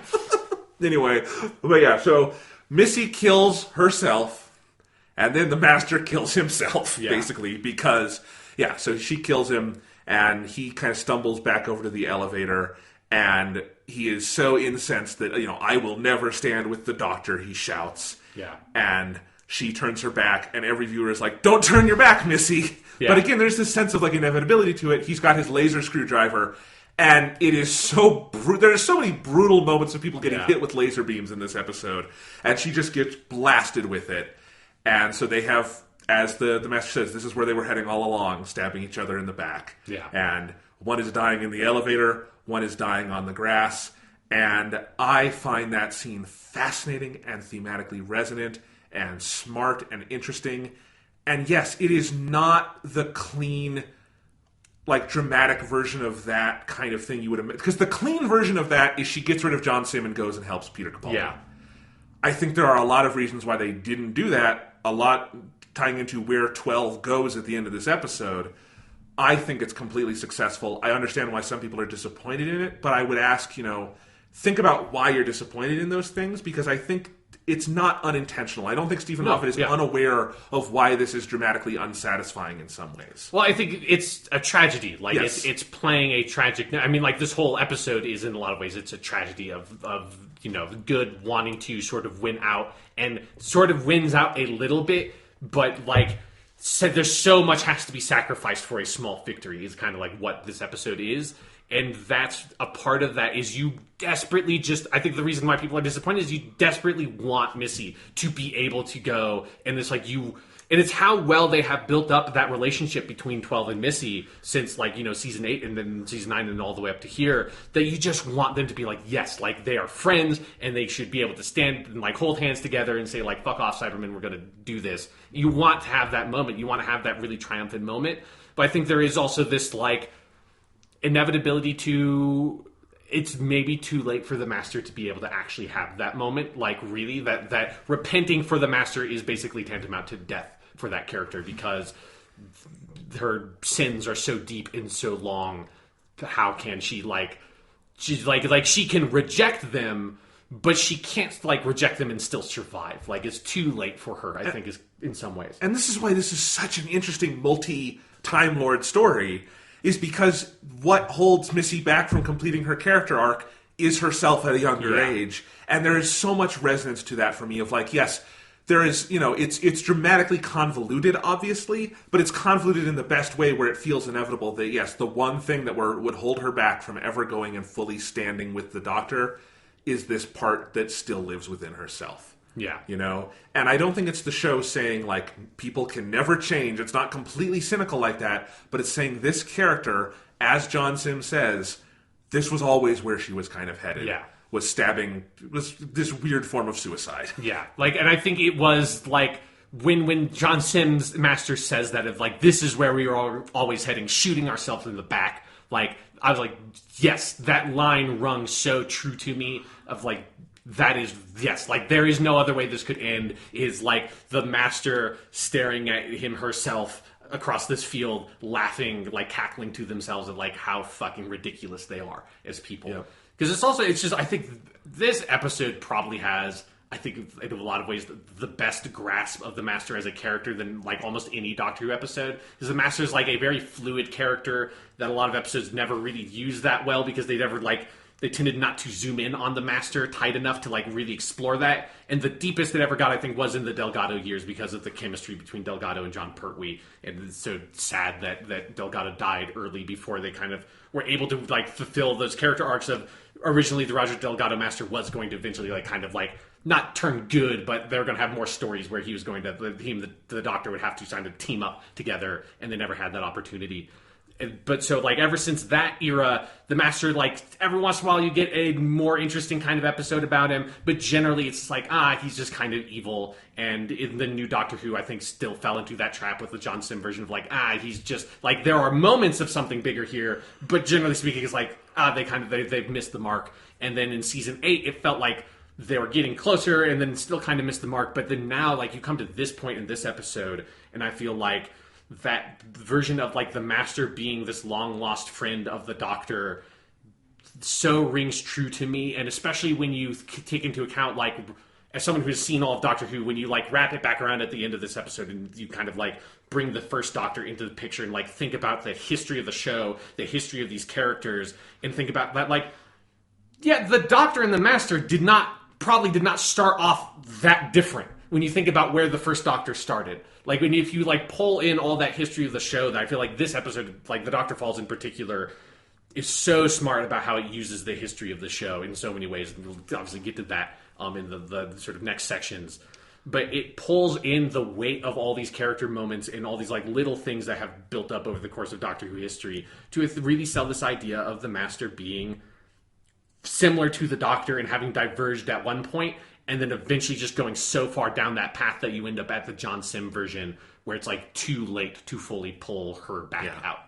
No, I totally agree. It is a beautiful Shakespearean tragedy scene. Yeah. It's like the end of Hamlet or something like that, where you have, and I think you can forget with Shakespearean tragedies because we know them so well that there are intentional moments of things that are dramatically unsatisfying in Shakespeare. Hamlet does not complete his character arc, really. Yeah. Or, he completes his tragic arc. He doesn't complete his redemptive arc, you could say. And, you have all these characters like that. And I think they do that so well here with Missy and the Master. And good God, that Michelle Gomez in her last shot, dying on the ground, she's laughing. But, you imagine John Sim laughs all the way to his regeneration. Yeah. Eventually that goes out of her, and you basically just watch the light go out of her eyes. Can you imagine what we would have said if you would have told us that scene was coming back in Series 8? Yeah, right? That we would care that... Because, again, I think I can go back to Series 8 and appreciate more of what they were trying, but at the time, I do think they had things miscalibrated in a lot of ways. I don't think they were using... They clearly were not using Michelle Gomez to her full potential, or to how she is, best in this part. And that's okay. You grow and you do more of this, and they got better every time up to bat with that character. Yeah. But yeah, like, just... evolved from Missy singing her weird song on the ship in Series 8 and killing Osgood, to that in this episode. What a journey. Yeah. What a fucking journey. I also, thinking about, like, the history of the show and the history of the Master, I very much appreciate that Steven Moffat did not bother to give, like, any window for for the Master to survive in some way, because that's how it's supposed to be done. Is the Master is definitely 100% definitively dead. There's no way the Master escaped this. It's just like you see him in a fucking volcano and gets consumed by lava. It's over. Impossible to survive this. And then I'm very looking forward to 5 years from now to see the Master return and never explain how the fuck the Master survived, because this was also the last reasonable moment Steven Moffat had to explain how Missy survived from the last season with the Daleks, where she, like, definitely got fucking killed. And it's like, well, we don't need to explain it, because it's the Master. It's how it's supposed to be. The mystique is important. Exactly. Yes, absolutely. But... yeah, I hope no one takes a crack at the Master for at least 5 years. Yeah, you're going to have to go away from it for a while. Because also, I think you now have this, like, big plate served to you of, like, what do you do with the Master when that character returns? Like, what guise does that character turn in, and how do they work dramatically now? I'll say this. I think if Doctor Who's still in the air 25 years from now, God help us all, I think Michelle Gomez will be the flashpoint for that character as much as Roger Delgado is for people now. Like, I just think she is probably going to be the defining modern version of that character, because it was such a thorough reinvention and a powerful one. And just it feels like it found the right groove for that character to be in for modern audiences, of, like, the right level of subtlety, of, like, dramatic subtlety, because, like, man, Michelle Gomez, she doesn't, like, when you really look at it, she doesn't have that many lines in this episode, but, like, she has so many meaningful shots of just her face and her glancing at someone, looking at a character that communicates so much through that. So it's like they found the right amount of dramatic subtlety for that character while also being able to have the fun of her being, evil and like cackling and all that stuff. It's the right balance in the way that like the John Sim Master was too far on the goofy side too much of the time. Yeah. And this, like, I feel like this episode in particular, like, cements, like, this is how you handle the Master now. Like, this is what this character needs to be in the 21st century. The only possible downside to Michelle Gomez playing this part is that she would have made a great Doctor in an alternate version of this. You know what I mean? Like, Yeah. And she's too... You can have the Doctor be on the show before if it was a small part, a la Peter Capaldi in Fires of Pompeii. Yeah. But obviously she couldn't come back and play the Doctor or anything. But you're like, again, the shades are... It's just degrees of difference, and she would be a great Doctor in a different, like, timeline. Yeah. But, this was a perfect role for her. Yeah. And I respect her decision as she said that this is it. She's leaving with Capaldi, and that's the end of this version. And going out on top. Yeah. I think that's the right choice. Like, I think it is... I think it's generally true that it's like you need... I think the Masters generally are kind of calibrated more for one version of the Doctor than otherwise, and it's right. You have to cast them kind of off the Doctor character, Yeah. I think it's one of the reasons why the Anthony Ainley Master always felt a bit wayward is because he paired off very well with Peter Davison, and then after that it was like, you work okay opposite Sylvester McCoy, but it would have been better if they had recast him and not into Eric Roberts. Well, like, pitch it backwards. I can't imagine Michelle Gomez with Matt Smith or something. Yeah, that would be a very different, weird... Yeah. That would be a, like, kind of almost gross relationship, the way that I think Michelle Gomez would have preyed on him. That's true. God, no. Yeah, because we already had the Missy and the Doctor kiss in that one episode. Yeah. But it's different when it's two people of similar age. Yeah. Yeah, anyway.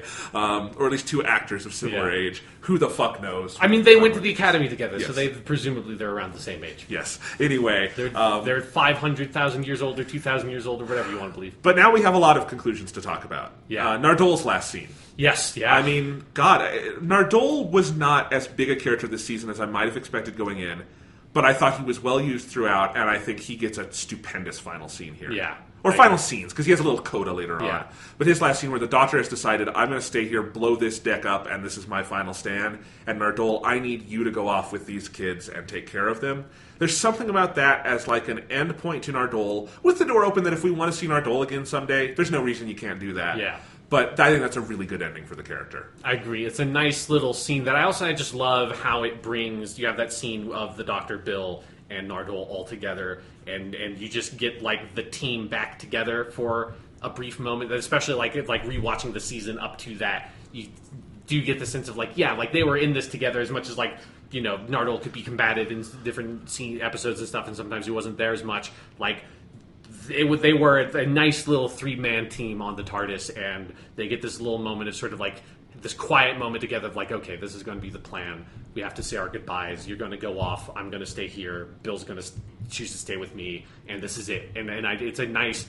It's one of the things about this episode that is so perfect is that pace and allowing these big, sort of quiet, dramatic scenes to just play out, which is something that is typically the biggest issue that Doctor Who finales have, is it's just big set piece, big set piece, big set piece, like crazy explanation, big set piece, crazy explanation. It's like all action and all like technobabble gobbledygook over and over and over again with like a Deus Ex Machina resolution. It's like just complete nonsense, and you can't really parse it either dramatically or like visually. And here, this episode is just, you have a nice long scene of these characters sitting down. Again, it has that like homestead cowboy western kind of feel of like, okay, we know this is going to be the last stand, and we have to decide who's going to be the people who live and who are going to be the people who sacrifice themselves.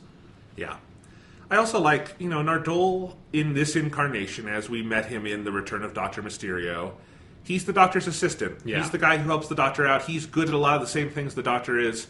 And his final character moment is the Doctor asks him to step up, like promote, like you're going to be me, kind of. You're the guy who has to go shepherd these people. And I like the little exchange of like, it's because you're stronger than me, is essentially what the Doctor says to Nardole. And it's a beautiful little moment. Matt Lucas is so good. Another actor who is going to go far, I think. Yeah. Not that he hasn't been in stuff before. He's, a comedian in England, but like, this is obviously an elevation of his brand.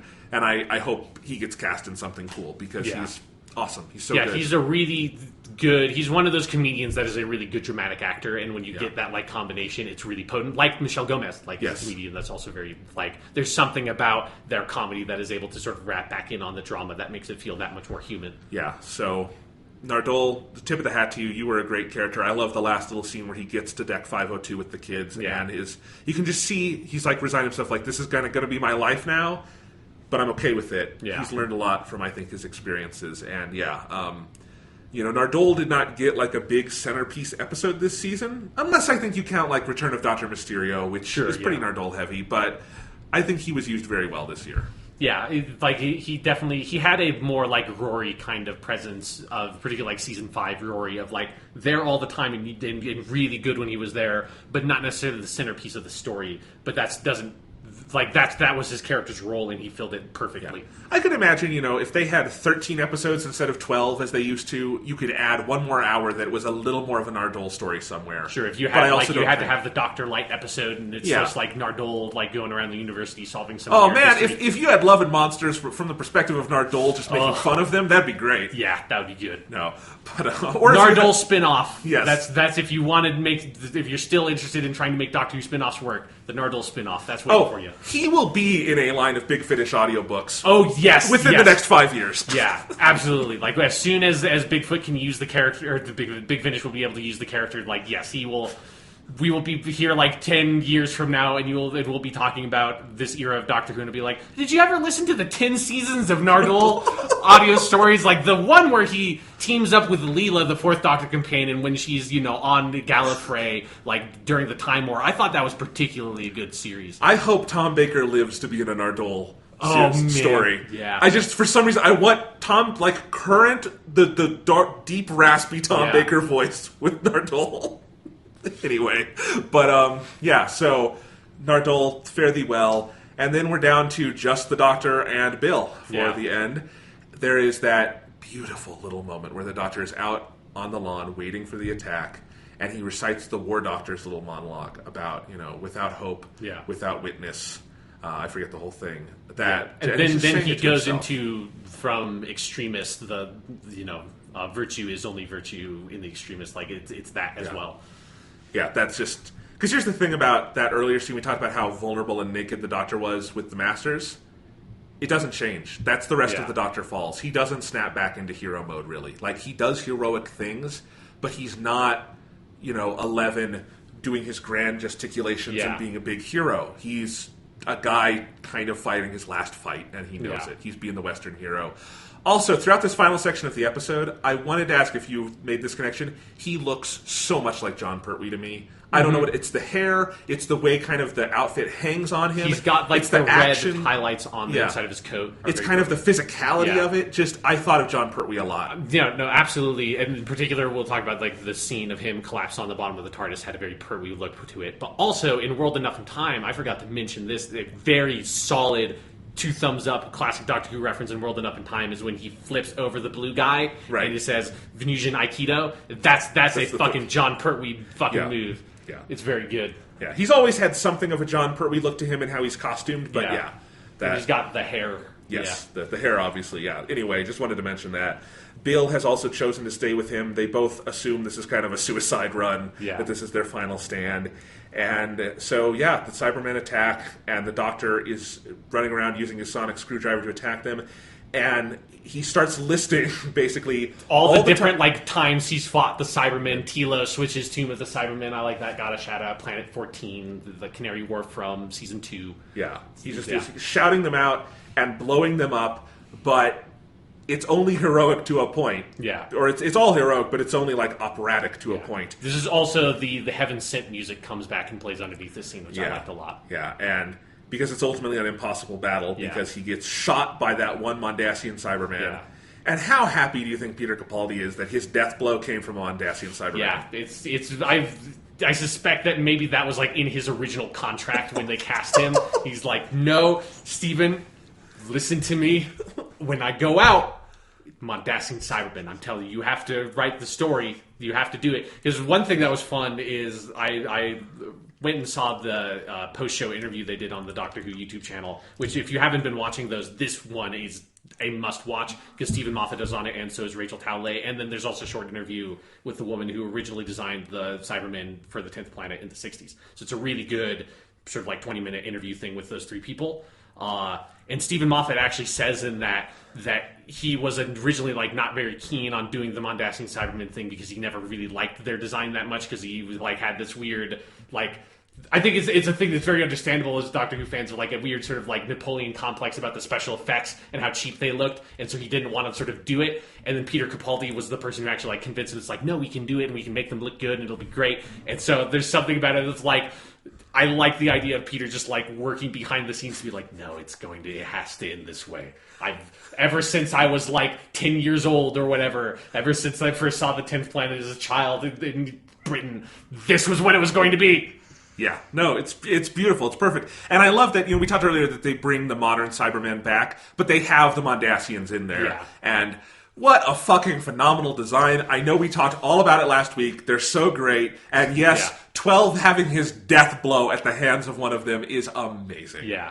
And he gets shot good. He gets shot again. He gets gunned down, basically. It's like the end of Red Dead Redemption. It's with laser beams. It pretty much is.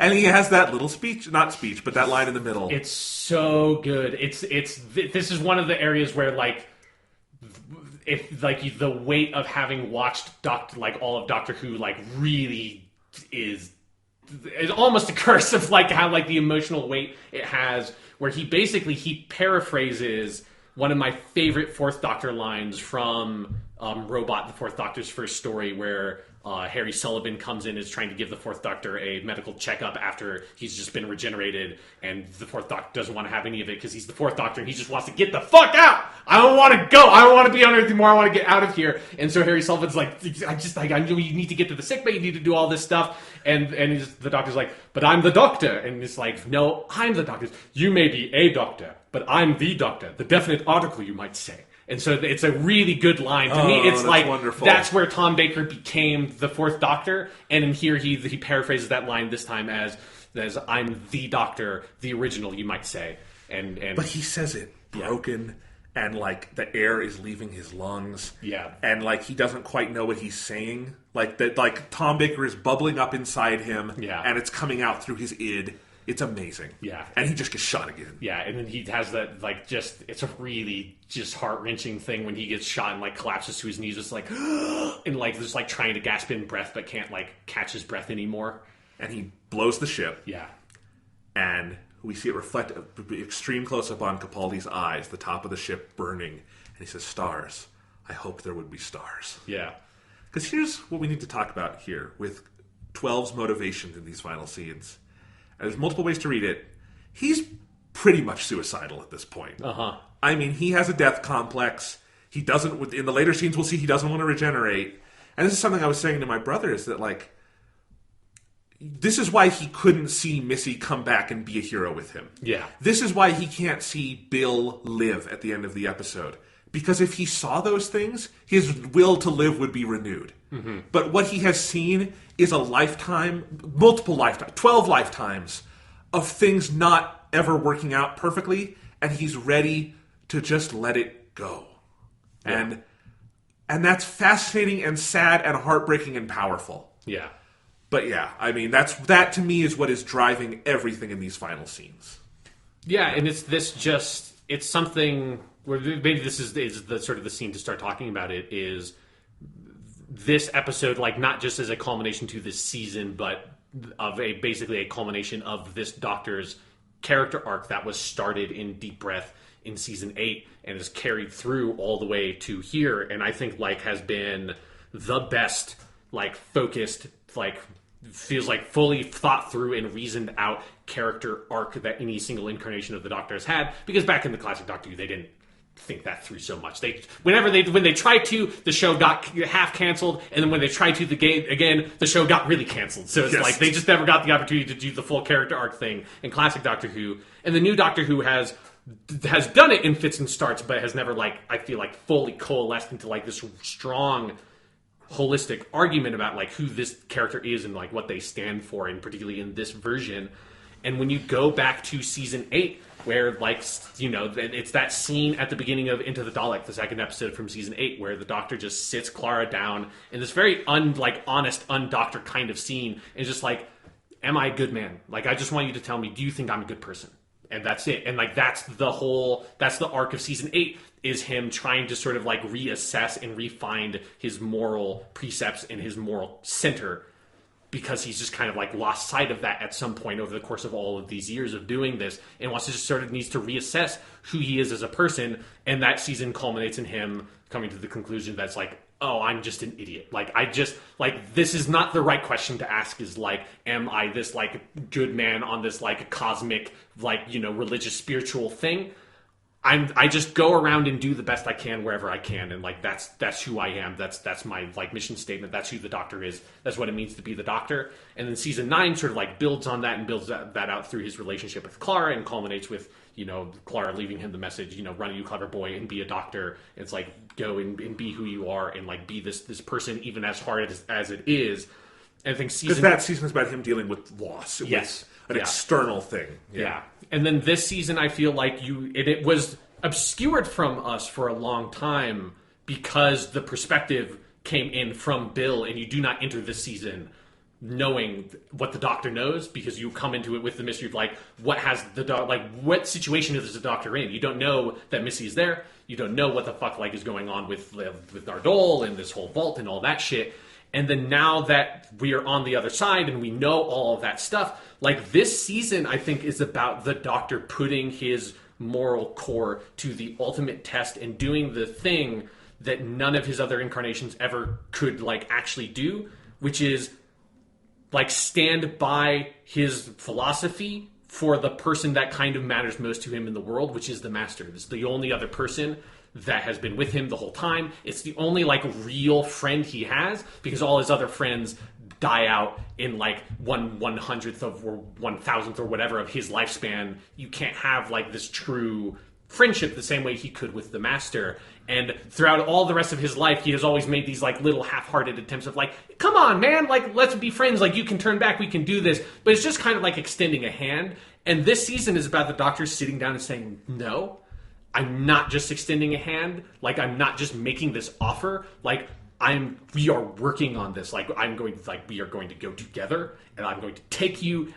If I have to put you in this box, I will put you in this box, because we're going to work this shit out. And it's like him actually, like, this whole season is about him doing that for like one person. It's just like saying like, no, I'm going to do the right thing for you. This person that like, I have maybe let this go too far for too long, and let you go down your own path without like actually being maybe a good friend to you, and like working on that relationship and being honest and open, and like saying like, no, like, you have to stop this, and we have to like really talk about this. And that's what he has been doing this whole season. And it has led to him being distracted. It has led to him making mistakes, which is like a lot of the stuff we talked about in most of the episodes, particularly like with like oxygen and stuff like that, is he's flustered and distracted by the situation with Missy back home.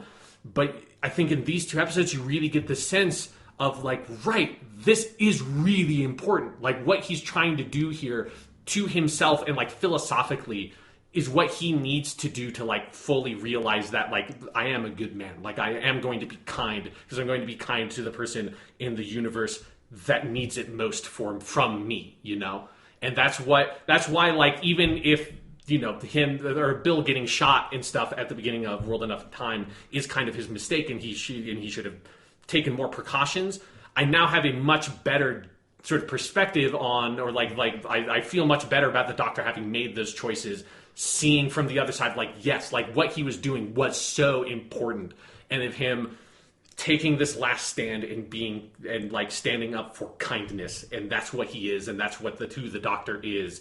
And it doesn't matter how small a victory it is. It doesn't matter like the number of people. That's not the point. It's the point. It's the fact that he does it for anybody, no matter what, as long as they're like standing in front of him and are asking for help. And that's, to me, like, that's what this episode does for his character arc. And it comes sort of, it culminates and fulfills the sort of moral meanderings and philosophical like explorations he's been doing since his inception. And it feels like this real conclusion to that character arc. in a way that I did not actually like really expect it to be that tight. Like I didn't expect it to like for me to be watching this episode and basically be having flashbacks to different scenes from the past his past episodes, from like Heaven Sent, from like the beginning of Into the Dalek, from the season 8 two-parter where he says like, oh, I'm an idiot with a box, like what am I doing? Yeah, it's remarkable. And of course we're not done. Yeah, there's one more episode, and I think there are still questions to be asked and things to be resolved, but this is the climax. Yeah. And I think the Christmas special will be the denouement. Yeah. And we'll see what happens. But, yeah, just beautiful stuff. But we're getting a little ahead of ourselves. Let's talk about the final scenes. Yeah. So let's talk about probably the most controversial thing in this episode. Sure, yeah. Which is, so the Doctor is like basically dead on the battlefield. He has refused to regenerate. Yeah. And Bill, as a broken Cyberman, comes and finds him and is crying. And the tears summon Heather, the girl from the pilot, the episode The Pilot. The pilot from the pilot. Not the literal pilot of Doctor Who, that'd be weird. Yes, the pilot from the pilot called The Pilot. Yes. Anyway, and she saves Bill and turns her into a water being like her, and they bring the Doctor back to the TARDIS, sort of as a grave from their perspective almost. And then they go off to explore the universe together. I thought this was a beautiful conclusion, and I liked it. It's a Deus Ex Machina. It's a motivated Deus Ex Machina. Yeah. I don't think it's technically, as someone who, I think this is one of the benefits of having rewatched the whole season, is I think that ending is set up better than most people give it credit I agree. For. Because it's like, because they have, and that's why it's not a Deus Ex Machina, is because it is set up, because like it's Chekhov's tear at the end of the pilot, because that scene, like as soon as the girl appeared, like the scene from the pilot because I had just watched that episode like a day or two before watching The Doctor Falls, the scene from the end of the pilot where Heather like leaves Bill this tear, and Bill says that line that they sort of flashback to in The Doctor Falls of, I don't think they're my tears, basically is what she says, and that it is set up there, and it's like it does feel like, oh, like that is right, like that works as like, it would have worked better if the pilot maybe was a more fully fleshed out and realized version of itself, because that's one of the slightly rockier episodes. It's still a strong episode, but it's not one of the strongest episodes of the season, but it does enough narrative work, I think, to justify the Heather payoff in this episode that I thought worked great. It's beautiful. And here's part of it. I think some of it just comes down to philosophically, where do you stand on Doctor Who? Yeah. And for me, I don't think this is a show that should ever have a companion die that brutally and horribly and have that dark an ending. I just don't. I think you can't let this show go on with, I think, the fundamental forward-looking optimism it has at its heart if that happened to Bill and there was no absolution from it. There's one line I would change, I will say, which is that there's the line about Heather saying, I could turn you into a human again if you want. And I almost wish that was left implied or like not as direct, because that line reads to me as Steven saying, hey, Chris Chibnall, if you want to use Bill, here's how you do it. Yeah. And I wish it was more just like Bill has made this transformation into this space being, and she and Heather go off, because I think that is such a beautiful conclusion to the character, and I think it works so poetically for, I think, the hope Bill carries in her heart that the hope she is carrying thematically through the season is also that, little crush love thing she had with Heather that she has literally carried across space and time and allows her to have this moment of savior at the end. Yeah. And so I think it works beautifully. I think it's a great final scene for Pearl Mackie. I think it's just a great affirmative moment for television that you get this gay character who gets to sign off by kissing her girlfriend and locking hands with her and going to explore the stars together. It is in some ways similar to what Moffat did for Clara, but, it worked beautifully both times, so fuck it. If he did it a third time, but he's not going to, because this is it. So yeah, that is like the one thing I would knock it for, is that like it's a bit too similar to the Clara resolution, but that's not that big of a deal to me. Like it's fine. Like it works fine in both instances. It works fine because it's character motivated. Yeah. It felt specific to Clara. It feels equally specific to Bill. I like it just fine. I actually I like the line where Heather sort of like leaves the door open for Bill, because I feel like if it's something where if Chris Chibnall really wanted to do that, I think it would be a huge mistake. But if he wanted to do that, he could like use that door and say like, okay, yeah, we'll bring Bill back. But I think more, assuming that doesn't happen, which it's just assuming that doesn't happen, to me what that line actually does is Heather says, like, you can do that, but then Bill rejects that choice. And I like that, like, the option is presented to her, and I feel like Bill choosing not to go backwards but instead going forwards makes that line work for me. I agree. It's just the thing rattling in the back of my head of we don't know Pearl Mackey's status on the show. Sure. And again, this is not any knock against her. It's just the character has such a perfect ending here. I think it would be a huge mistake to bring her back. No, absolutely. Chris Chibnall's been given a clean slate. He Yeah. should just use it. And I expect he will. But yeah, so I think if I were to rewatch this episode in a year after we've seen the 13th Doctor and his or her new companion, then I probably have no problem with it. But it's rattling in my head that there are things we don't know going forward. So yeah. But no, beautiful ending to that character. And she leaves one last tear for the Doctor, which kicks off his regeneration process. Yeah. And he just starts quoting doctors left and right. Yeah, it's like first you get like the good little flashback of a bunch of different companions going "Doctor," and then I like the moment where like it cuts back to the Doctor lying on the floor, and then you get the last flashes to Missy saying "Doctor," and then he's Sontarans perverting the course of human history, which is of course the first line that the fourth Doctor said. So going back to that, which is good. We have I Don't Want to Go. Yeah. And then we have a pitch-perfect Matt Smith impression as he does when the Doctor was me. Yeah. But which also is sad. Yeah. And he keeps starting to regenerate, and he just goes, no! Stops it, and then he gets out in the snow because the TARDIS has dropped him somewhere, and he goes, no again, and then just right into the snow because he's that much of a badass. Yeah. Well, before that, he has that great line where he says, "I can't go on being other people." Yeah. That's such a good fucking line for a Doctor about to regenerate. Yeah. Yeah, because it's not the same thing to me as like David Tennant's Doctor, the 10th Doctor, not wanting to like he wants to keep living as this. Yeah. 12 is ready to die. He doesn't want to like go on through this fucking horrible, painful process of life again and again and again. And I think it's something where, like, because I think this has been is another contentious thing I've seen is some people don't quite understand why the 12th Doctor is refusing to regenerate and stuff like that. And I think I think it's almost like the opposite of why the 10th Doctor didn't want to regenerate. For like the 10th Doctor, it was this kind of selfish thing that made sense for that version of the character, that he just wanted to go on living, being himself. He was afraid of dying. You know, he has that good line in The End of Time to Bernard Cribbins. Yeah, where he says like, it's like another man goes walking off in my skin, and then that's what regenerating is like. It's like to that, it feels like this sort of like selfish choice of like he doesn't want to go. For the 12th Doctor, it feels like this more like moral position he's taking of like, I can't afford to keep hitting the fucking reset button anymore, because like his whole life, like the 12th Doctor's whole life was like, I'm stripping myself of everything. I'm like reassessing this from like the ground up because I've made some big mistakes. Like, am I a good man? Like what does that mean? What does it mean to be the Doctor? And he spent this entire incarnation learning those lessons, and he can't risk like forgetting those and losing those in the jumble of regeneration again. That's like he can't take that anymore. And I think like that's a really interesting idea that like they haven't done for a generation story yet, that sets up like a great story for the Christmas special in terms of like the mechanics of the plot and the themes sort of the character arc, the last character beat the 12th Doctor is going to have to go through in sort of learning how to accept or deal with his regeneration. That it's also just, it feels so appropriate to this version of the Doctor that like he is going like, again, this is the version that punched through a fucking diamond wall to make a point. Because remember, with heaven sent, it wasn't, like, you find out in Hellbent, it wasn't, like, something where, like, oh, if he said the information or whatever and gave the Time Lords what they wanted, that they would have killed him or something.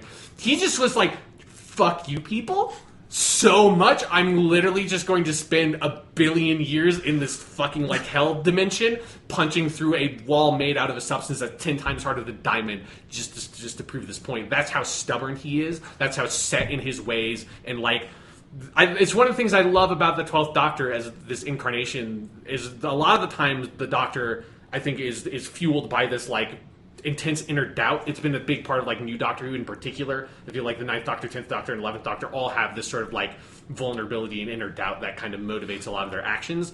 And the 12th Doctor had that, and sometimes has a bit of that still, but also has this like intense, just burning inner strength of like once he's resolved and like comes to this position of like this is the right thing to do. I'm like making the right choice here.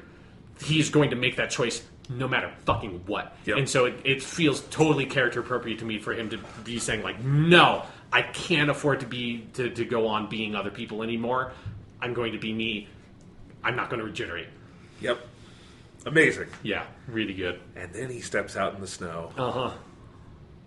And then we get the beautiful, beautiful return of Mr. David Bradley. Yes. Playing William Hartnell as the First Doctor. Yeah. Okay, so let's break the scene down, because we get a return of that line. Yeah, there's where so he much. says, I don't want to change, and we get David Bradley going, Change? Yeah. Change? Yes. Yeah. And he comes and says, no, you must be mistaken. I am the Doctor, the original article, you might say, doing just a perfect William Hartnell. Yeah, grabs his lapels and gives this brilliant smile. Oh, and then the Doctors will return at Christmas. Oh, it's so good. It's amazing. We said we wanted this, right? When An Adventure in Space and Time aired? Exactly, yeah. That David Bradley, he's too good just to leave in a docudrama. Uh-huh. And the thing is, we've talked about this before, the First Doctor is someone you can kind of recast to your heart's content because there is a precedent there. Yes. In the Five Doctors, the 20th anniversary of the show, they recast William Hartnell because he had passed away at that point, as Richard Herndon played the role. Okay, I've never really loved his version of the First Doctor in the Five Doctors. And then I think Big Finish has had someone do him. Yeah, Big Finish has done that for all the deceased Doctors in different ways. But yeah, so it's okay to recast the First Doctor. I agree, yeah. And David Bradley was put on this earth to play that role in some way. Yeah, it feels like he has earned the right to do this, because for people who don't know, during the 50th anniversary extravaganza, one of the things that the BBC made was a Mark Gatiss written docudrama called An Adventure in Space and Time, which is a dramatization of the creation of Doctor Who. That's mostly about Verity Lambert, who's the woman who created Doctor Who at the BBC in the first place, and then also William Hartnell coming into the role and playing the First Doctor, and then goes up to his regeneration, basically, when he leaves the show.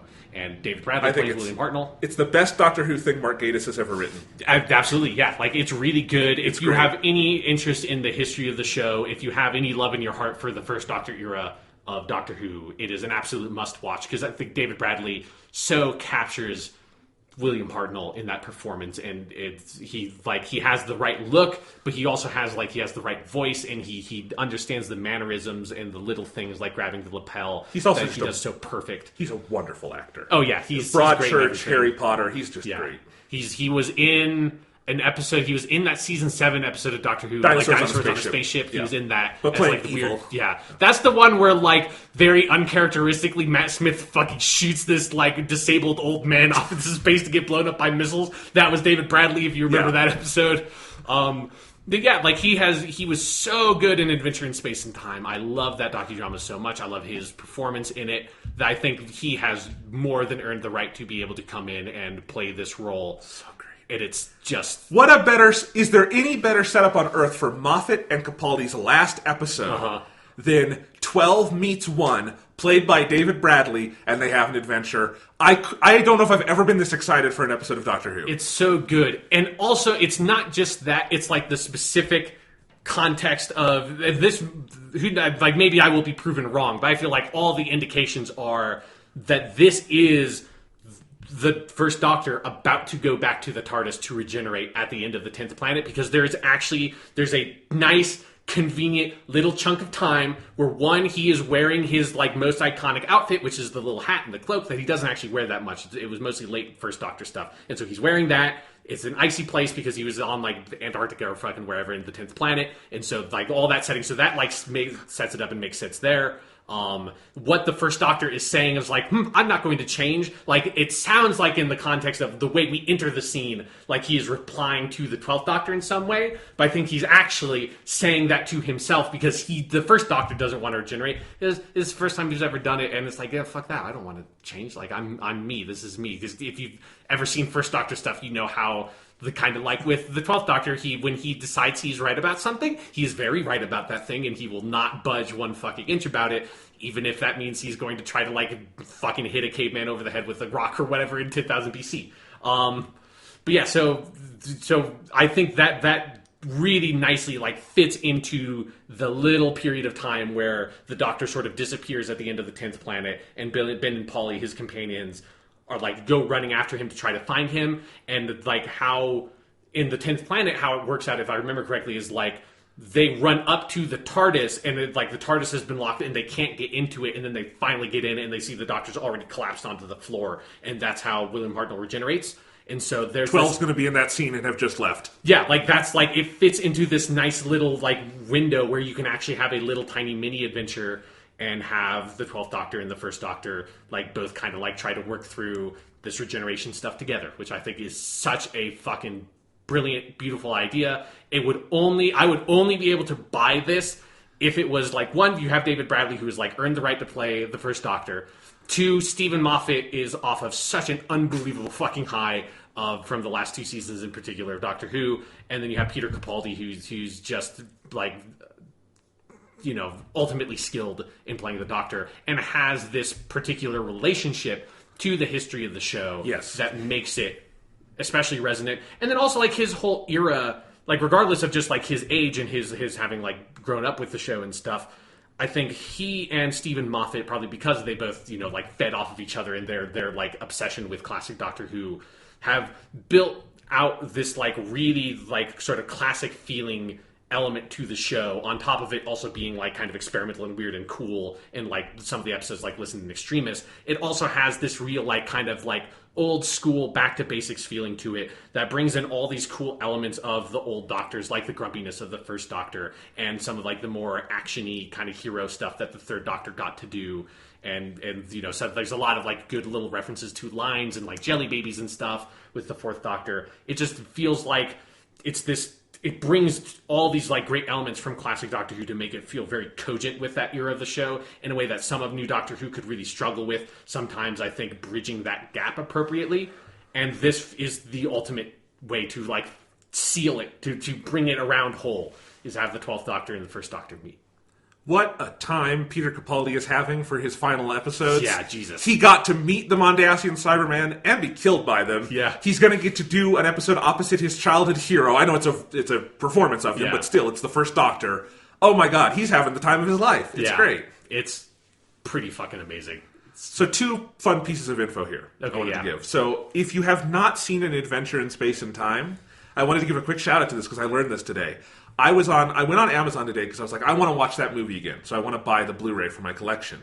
And I also wanted to find the DVD of An Unearthly Child because I wanted to see that again, and I wanted to show that to Thomas because I've been telling he's wanted to see something from the First Doctor, and I'm like, you should start in the first. The first episode is so good. And lo and behold, the Blu-ray for An Adventure in Space and Time has a bonus DVD with the complete Unearthly Child, the first 4 episodes. Oh, yeah, great. So and the original unaired pilot, which is like the unedited. Yeah. So like, I just bought that and I got everything. It's great. So that way you can get an Unearthly Child and a healthy heaping of caveman politics. Yes, which is also great. Which is so good. So that's only like $12 on Amazon right now. Highly recommend it. That's awesome. And anyway, so that's fun. Here's another thing. Now that Steven Moffat is writing for the First Doctor, someone pointed this out. Yeah. Steven Moffat has written for 8 different Doctors. Yes. Let's count them. All 4 of the new ones. 9, 10, 11, 12. He's done all of them. Yeah. The War Doctor he created, that's 5. Yeah. He wrote for Peter Davison in that little mini episode. That's 6. He's written for the First Doctor now. That's 7. Yeah. And he did that little thing with the 8th Doctor, the Night of the Doctor. He has written, I think, there's no one else who's written for that many Doctors, right?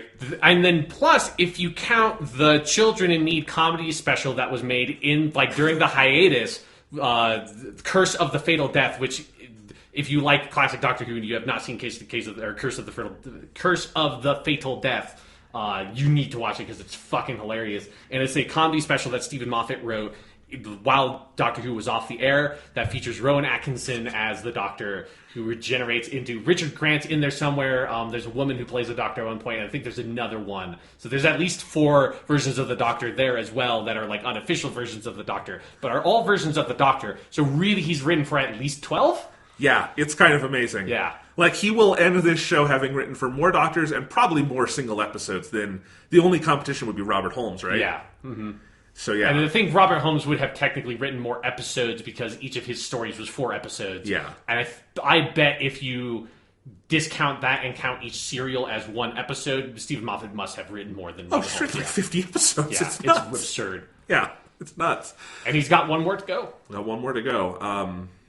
What a run this has been. Look, we're going to do our full eulogizing for Capaldi and for... They're not dead, but you know what I mean. Yeah. For the Moffat era, for the Capaldi era, for all this stuff when Christmas comes. But I just, I think... Just remember, Sean, where we were in, like, Series 7. Which was not horrible, but it had bad moments. Yeah. And it was very up and down. And I think we were thinking maybe Moffat, as much as he loves this and as good as he is at times, has run out of steam. How wrong we were, and I have never been so happy to be wrong. Yeah. Because I think he and Capaldi found a groove. Capaldi became his muse. Yeah. And they have soared so high in these last 3 years. I would probably put Series 10 a notch below Series 9 in overall emotional effectiveness. But they're still 2 of the best seasons of Doctor Who ever. I think Series 9 is just one of the best seasons of TV ever made. I think they have gone to places that are just out of this world. It's one of the most fertile periods in this show's long history, in TV history. And Chris Chibnall, I think he's going to do interesting things, and I look forward to it. But boy, does he have big shoes to fill. Yeah. No, this is definitely one of the most like creatively vibrant eras the show has ever had. Like, this is like, heyday of the 2nd Doctor. This is like early 4th Doctor. This is like 7th Doctor era. Like, this is like where you go to be like, this is fucking Doctor Who of this era, man. Like, this is what it is. This is at its like zenith. I mean, I think Moffat has, and I understand people who make fun of Moffat for other things he's done, like Sherlock and whatnot. I don't think those people watch Doctor Who because he's only gotten better with time in some ways, and I think he's the only other Doctor Who writer who's going to be held in that same echelon as Robert Holmes and people like that. He's earned that. Yeah, I mean, I think I'm sort of planning on leading up to the Christmas special, like doing a full, complete rewatch of New Doctor Who. Me too. While New Doctor Who is in a length where that's still a reasonable thing to say that you're going to do. It's like 10 seasons, and each season is like about 12 episodes, 13 episodes, with like specials here and there. Like, that's a doable amount of television for an adult human being to like be able to go back and consume that you've already seen once, because it's like, it's not just the like end of the Moffat era of him as a showrunner, but like, I mean, he's been pretty public about saying that he's not planning on like coming back and writing new episodes anytime soon, that like his DNA has been with the shows. I mean, since Curse of the Fatal Death, since like he did a bunch of spin-off things and stuff during the dark times when the show was off the air. And then as soon as the show came back, like each season he wrote one of, if not like the best story for each season of the RTD years. And then, so like helped define New Doctor Who even before he became a showrunner. And then when he came on as a showrunner, obviously he like completely reinvented the show. And then he completely reinvented the show again when Peter Capaldi came on into this like beautiful new thing it is. And that's just...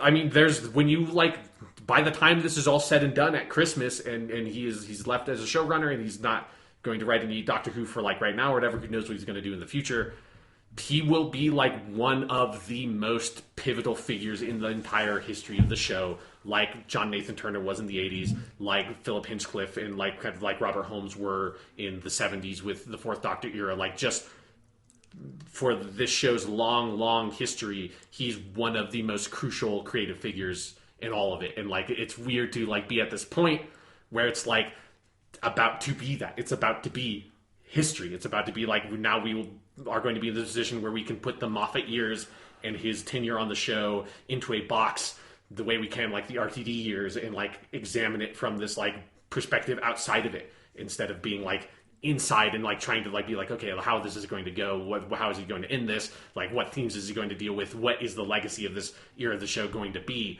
We're about to be outside that legacy now. Yeah, I do plan before Christmas to rewatch at least the Moffat episodes of the first 4 seasons, and maybe skip around to some other favorites. I probably will not do a full rewatch of all of that, but then I do want to start with season 5 and just see everything. Because there's whole swaths of season 6 and 7 I've never gone back to that I need to see. Season 6 is better than, Yes. like, it sits in your memory because it ends so poorly. Right. Yeah, not because I necessarily even dislike them. It's just Doctor Who's always moving ahead. So, yeah. But, yeah, we'll obviously have plenty of look-back episodes when the time comes. Yeah.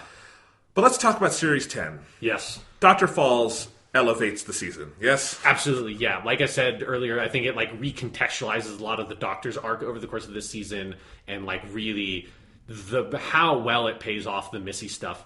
Just kind of like it blows my fucking mind. Just no season of Doctor Who has just ever like really properly done that with the season arc of like that of it being this like both satisfying like narrative resolution with like the same like this intimate emotional climax that is also a like powerful thematic climax. Like it gets the whole all it needs to do and it nails all of it. Yeah. So like yeah, I think it absolutely makes the whole season better even in retrospect. Yeah, absolutely. I think this was a really strong season of Doctor Who. Absolutely. And it's amazing that I don't think it's even Moffat's best, which is, Yeah. Something that's... But here's the thing. It's only not Moffat's best because it just inherently couldn't, I think, hit the emotional highs of Series 9, because Series 9 was about the culmination of like a 3-year relationship of the Doctor and his companion. And this was about a lot of new beginnings as well as endings.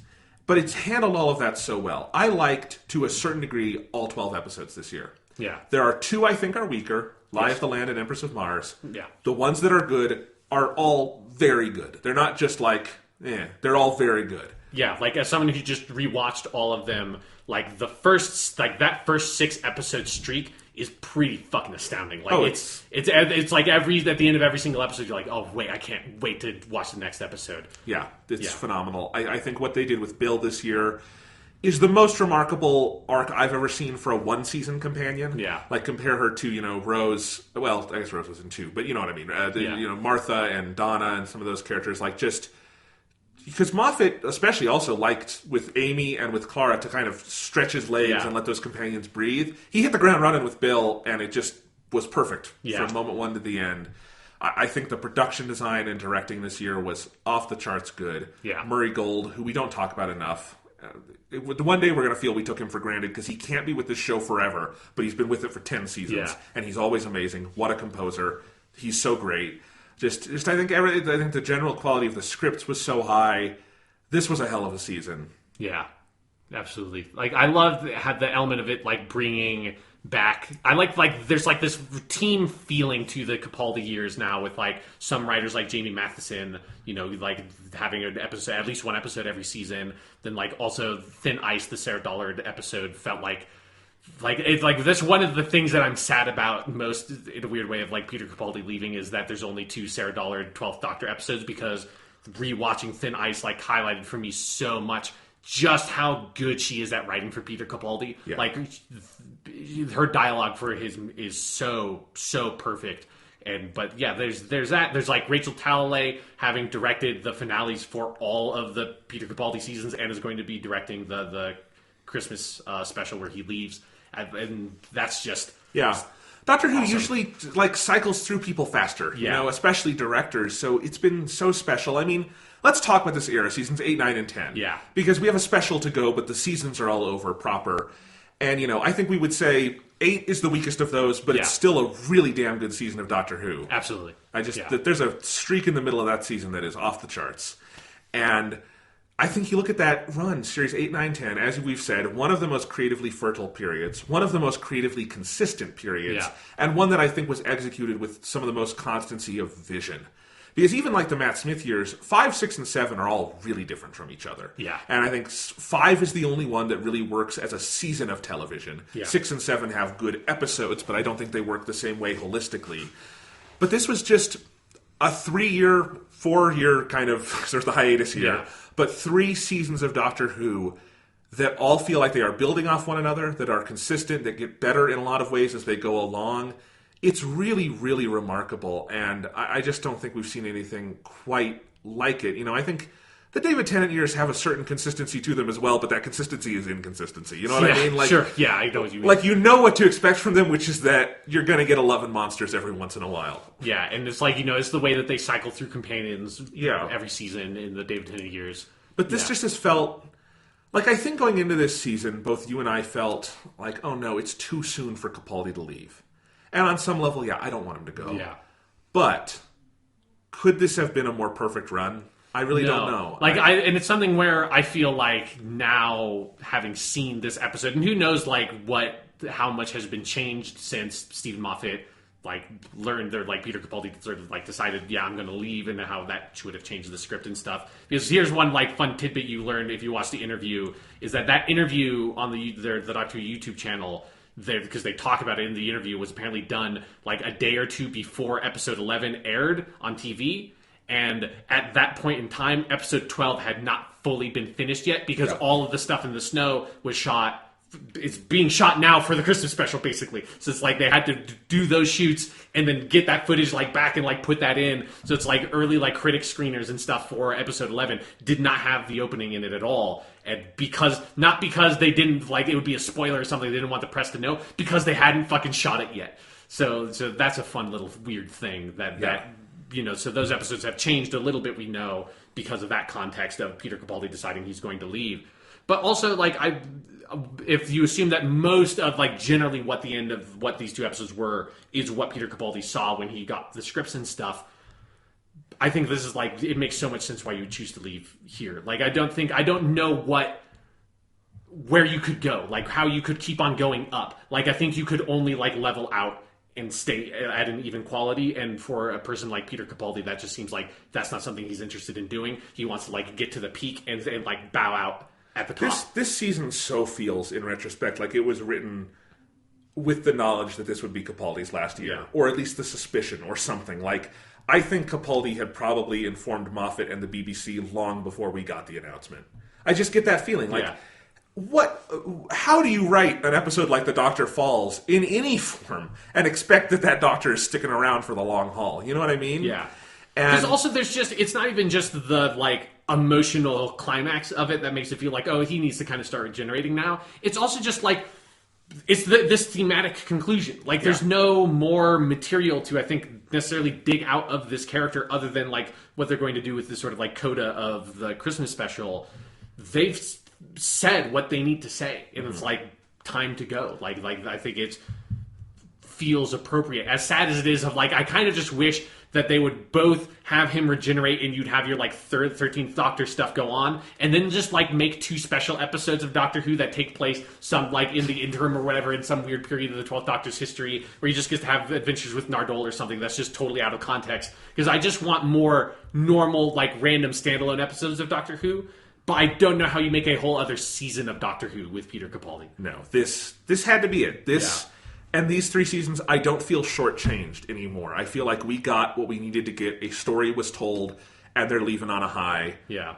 What more can you ask for, end of the day? And I think for an actor like Peter Capaldi, you would look at the quality of the writing this year and what was going on and just say, this is the role of a lifetime, and it's best to leave it with the writing of a lifetime, Yeah. Just let it go when it's still so good. And this feels right. Yeah, absolutely. Yeah, so, in a way Matt Smith announced he was leaving one episode ahead of time, and so there is nothing in Series 7 in Matt Smith's last year to suggest that's coming, and all the heavy lifting is in that last episode, which makes Time with the Doctor a good but awkward episode of television. This felt like a season, Yeah. This felt like if Matt Smith had stayed on another year, then it could have had a finale like this. So this just felt like Time of the Doctor kind of wanted to be like this episode. Yeah. I feel like we would not have gotten this if Steven Moffat had not written Time of the Doctor, because there are definitely some similarities with the Homestead Defense stuff. Yeah. Time of the Doctor just had so much on its plate it had to chew through to be able to get the 11th Doctor to the point where he regenerates. Yeah, so great stuff. Let's play a game. Okay. That we played when Series 9 ended, and I think when Series 8 ended, which is you and I are going to rank the episodes. Fuck. All right. I'm gonna make it easy for you. All right. Best episode. It's the Doctor Falls, Yeah, right? the Doctor Falls. All right. Okay. That'll be number one. All right, so number one is the Doctor Falls. Worst episode. It's either Empress of Mars or Lie of the Land. Do you want me to make my argument? Go ahead and make your argument. I'll hear your argument. Empress of Mars is a blander episode of Doctor Who. That's true, yes. I think it's a less disappointing episode than The Lie of the Land. Yes. And I know you've seen it twice, so maybe you have different thoughts. And I do think there were some lines in here, like the thing about how Bill was able to keep her mind as a Cyberman because of her experiences in Lie of the Land. Yeah. Made me like that better. However, The Lie of the Land pulls that bullshit thing with the fake regeneration, which kind of cheapens what comes later to a certain degree. It has this interesting first act that is really undermined by fake regeneration and the Doctor playing a trick. I think it's tonally out of whack. I think it's rushed. And I think it's because it's a sort of poor payoff to an interesting 3-episode arc. I would put The Lie of the Land below Empress of Mars, which is so inoffensive to me. It's just a decent Doctor Who 101. Here's my counter argument, because I was leaning more for Empress of Mars being at the bottom, is that here's the top argument, and then I'll go into more specifics. When I was rewatching the season, I sat down and watched every single episode. I watched through Lie of the Land and just gave it paid full attention to it, because that's how I watch things typically. When I got to Empress of Mars, about 10 minutes in, I went into that state of I'm watching this. I'm also kind of reading Twitter on my phone, and I'm kind of half reading this article, and I kind of stopped really paying attention to it because it's so familiar. It's so structurally 101 Doctor Who to the fucking bone. There's kind of nothing. Let's say this. If you've seen every fucking episode of Doctor Who before, there is nothing of value to extract from Empress of Mars other than the cheap, but fun, hey, it's Alpha Centauri at the end thing for classic Doctor Who fans. Other than that, it's so run-of-the-mill. I'll give you that. Yeah. The Lie of the Land, for all its flaws, gives the actors more to do, gives the show more to do. Yeah, I think it's probably more interesting. It just has so much more texture to it, and then also it has, when you rewatch it now, or even before having seen the Doctor Falls, but I think especially now that you've seen the Doctor Falls, at the Missy scene in the middle of that episode is you're right. So fucking good, and it's so crucial to making the whole season work. Okay.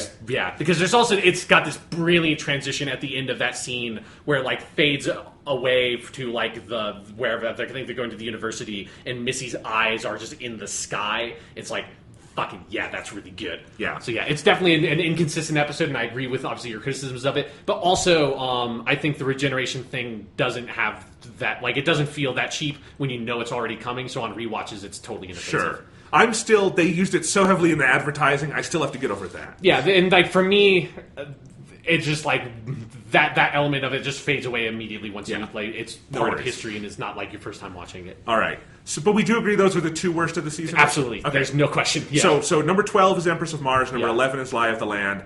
All right, so we've checked 3 episodes off the list. Yeah, okay. All right, so we got rid of Empress of Mars, Doctor Falls, Lie of the Land. So where do we want to go next? We could go for second best or third worst episode. Let's build up from the bottom, I think, because I think it's good. That'll be a little bit easier. I'm going to float the argument, I think Pyramid at the End of the World is probably the next worst one. I agree. Yeah. Yeah, I think that's a pretty easy one to make. Because Pyramid at the End of the World has a great ending and some problematic stuff in the middle, whereas the other ones are pretty strong all the way through. Yeah. All right, so number 10 is the Pyramid at the End of the World. All right, then we got number 9. I would probably pick the pilot as the next one. It's got a lot of good stuff, but I also think those first 6 episodes all got better, and then I think the Eaters of Light and World Enough in Time are both better.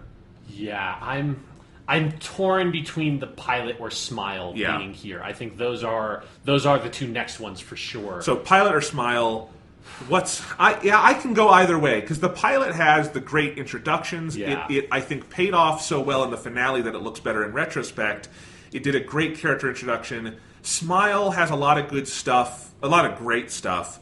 The ending is sort of weak enough that I might put it under the pilot. I think it's mostly that last act of Smile is so weak, because I think it's the parts of that episode that are bad are longer than I kind of remembered it being. That whole last act falls apart, whereas the pilot has some just really. I think it's the pilot is more consistently good throughout. It just has some pacing wonkiness around the beginning of the second act. All right, so we're putting Smile at 9 and the pilot at 8. All right. Also, just another shout out because when I watched it, I was stunned by the shot again of the shot when Bill goes into the TARDIS for the first time. And it's like tight in on her at the door frame, and then it slowly pulls out until she's like in the darkness, and then the whole TARDIS lights up. That alone, I think, puts it above Smile because that shot's so good. You're absolutely right. I think this is the right list so far. Yeah.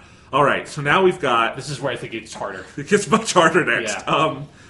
I'm going to list 6 episodes, and you're going to tell me the weakest. Okay. Thin Ice, Knock Knock, Oxygen, Extremis, The Eaters of Light, and World Enough in Time. Fuck! I was really hoping that one of them would jump out at me when you'd say them all. None of them did. They're all really good. Fuck. You pick one. God, it would almost be easier to go the other way now, but... Mm-hmm. Okay. I think I know mine. What's yours? It's either Thin Ice or Knock Knock, to me. And at the time, I thought Knock Knock was better than Thin Ice, and some of this was just, the show was getting... I was also getting in a groove with the show as we were watching it. Yeah. In retrospect, there are things about Thin Ice that stand out really powerfully to me. I also think Knock Knock is kind of unique as well, it's not literally Victorian, but like a horror episode that does its horror so well. Thin Ice is probably a meteor episode. Put a gun to my head, I might say Knock Knock is better, but they're both great. Because that's funny because I was about to say the opposite. Put a gun to my head and Thin Ice is better. Because I think for me it really is the dialogue in Thin Ice. I agree, yeah. Like think about that scene where Bill confronts the Doctor and makes him say that he's killed people. I think that's the scene that puts it above. We should also say that this is definitely the part where all of these episodes are fucking great. Yes. Like, they're all really great episodes. These are all like A or A plus episodes of Doctor Who. Yeah, all the stuff below Knock Knock are like good to like kind of like whatever to good. All the rest are now like great, which is pretty astounding ratio. Yeah, I agree. And it's what I said. I think Thin Ice is a meteor episode. Knock Knock is one of the most purely entertaining Doctor Who's ever. It's really fun. It's a great watch. I just think it's Thin Ice has a bit more to say, I think, at the end of the day. All right. Now, between Oxygen, Extremis, The Eaters of Light, and World Enough in Time. Now, let's break these into brackets. Okay, yeah. Yes. Or just, I don't know. Of those 4, I think The Eaters of Light is the best of those 4. Okay, that's not what I would have said. Okay. But I don't see, so I don't know. But I think, like, what are your brackets if we're going to split them into 2 pairs of 2? What if we take the 2 Moffat episodes and just try to decide is Oxygen or Extremis versus World Enough in Time? We don't have to rank. Okay. Which one's better? I would say Extremis out of those 2. I would agree. Yeah. So for now, we just know Extremis will be above World Enough in Time. We don't know where. But okay, so we have Extremis, and then below that somewhere will be World Enough in Time. Okay, yeah. But Oxygen versus Extremis. I would put Extremis above Oxygen. I would put Oxygen above Extremis. Really? I think Oxygen is fucking great. It's fucking great. Like, all of these are fucking great. Yeah, this is none of, like, putting one above the other is not a condemnation of the lower one. I could go either way, but I think we would agree Oxygen goes above World Enough in Time. Yes, definitely. Okay. Yeah. Okay. I'm just going to say World Enough in Time, I think, is the bottom of these 4. I agree. Yeah. You can put it there. I think that's the safe one. World Enough in Time is 5. All right, now we have Extremis versus Oxygen and the Eaters of Light. We're at a stalemate here. Yeah. Eaters of Light versus Oxygen. Oh, fuck, that's because they're so different, too. Yeah, I know. I think that's one of the hard things about Eaters of Light is it's such a fucking crazy episode. It's sort of hard to pair it up with these other 2. Oxygen and Extremis are fucking crazy. Yeah, but like I feel like they have similar because also they like Oxygen leads into Extremis. They have like similar tones, whereas Eaters of Light is just like bonkers and like almost like fairy tale Doctor Who. So it's hard. So would you put Eaters of Light below both of those? Maybe I'm going to say this, and you can agree with me or not. Bottom to top, Oxygen, Eaters of Light, Extremis. How do you feel about that? It wouldn't be... Okay, let me write that down. Yeah, because again, this is not condemning any episode. Like, these are all incredible episodes of Doctor Who. So you're saying we would have Extremis as number 2. The second best of the season. Okay? That sounds right to me. I feel that. I think I agree with. I think I agree with this in general. I could make an argument for Eaters of Light as my number 2 of the season. I could also make that argument. I think there's something about that as such a great standalone episode and like kind of a monumentally great in some ways, that as good as Oxygen... And Extremis works beautifully as a standalone. It is still sort of part of that Monks trilogy. Sure. And I don't know, there's something about the purity of Eaters of Light I love. I could also... Like, Extremis...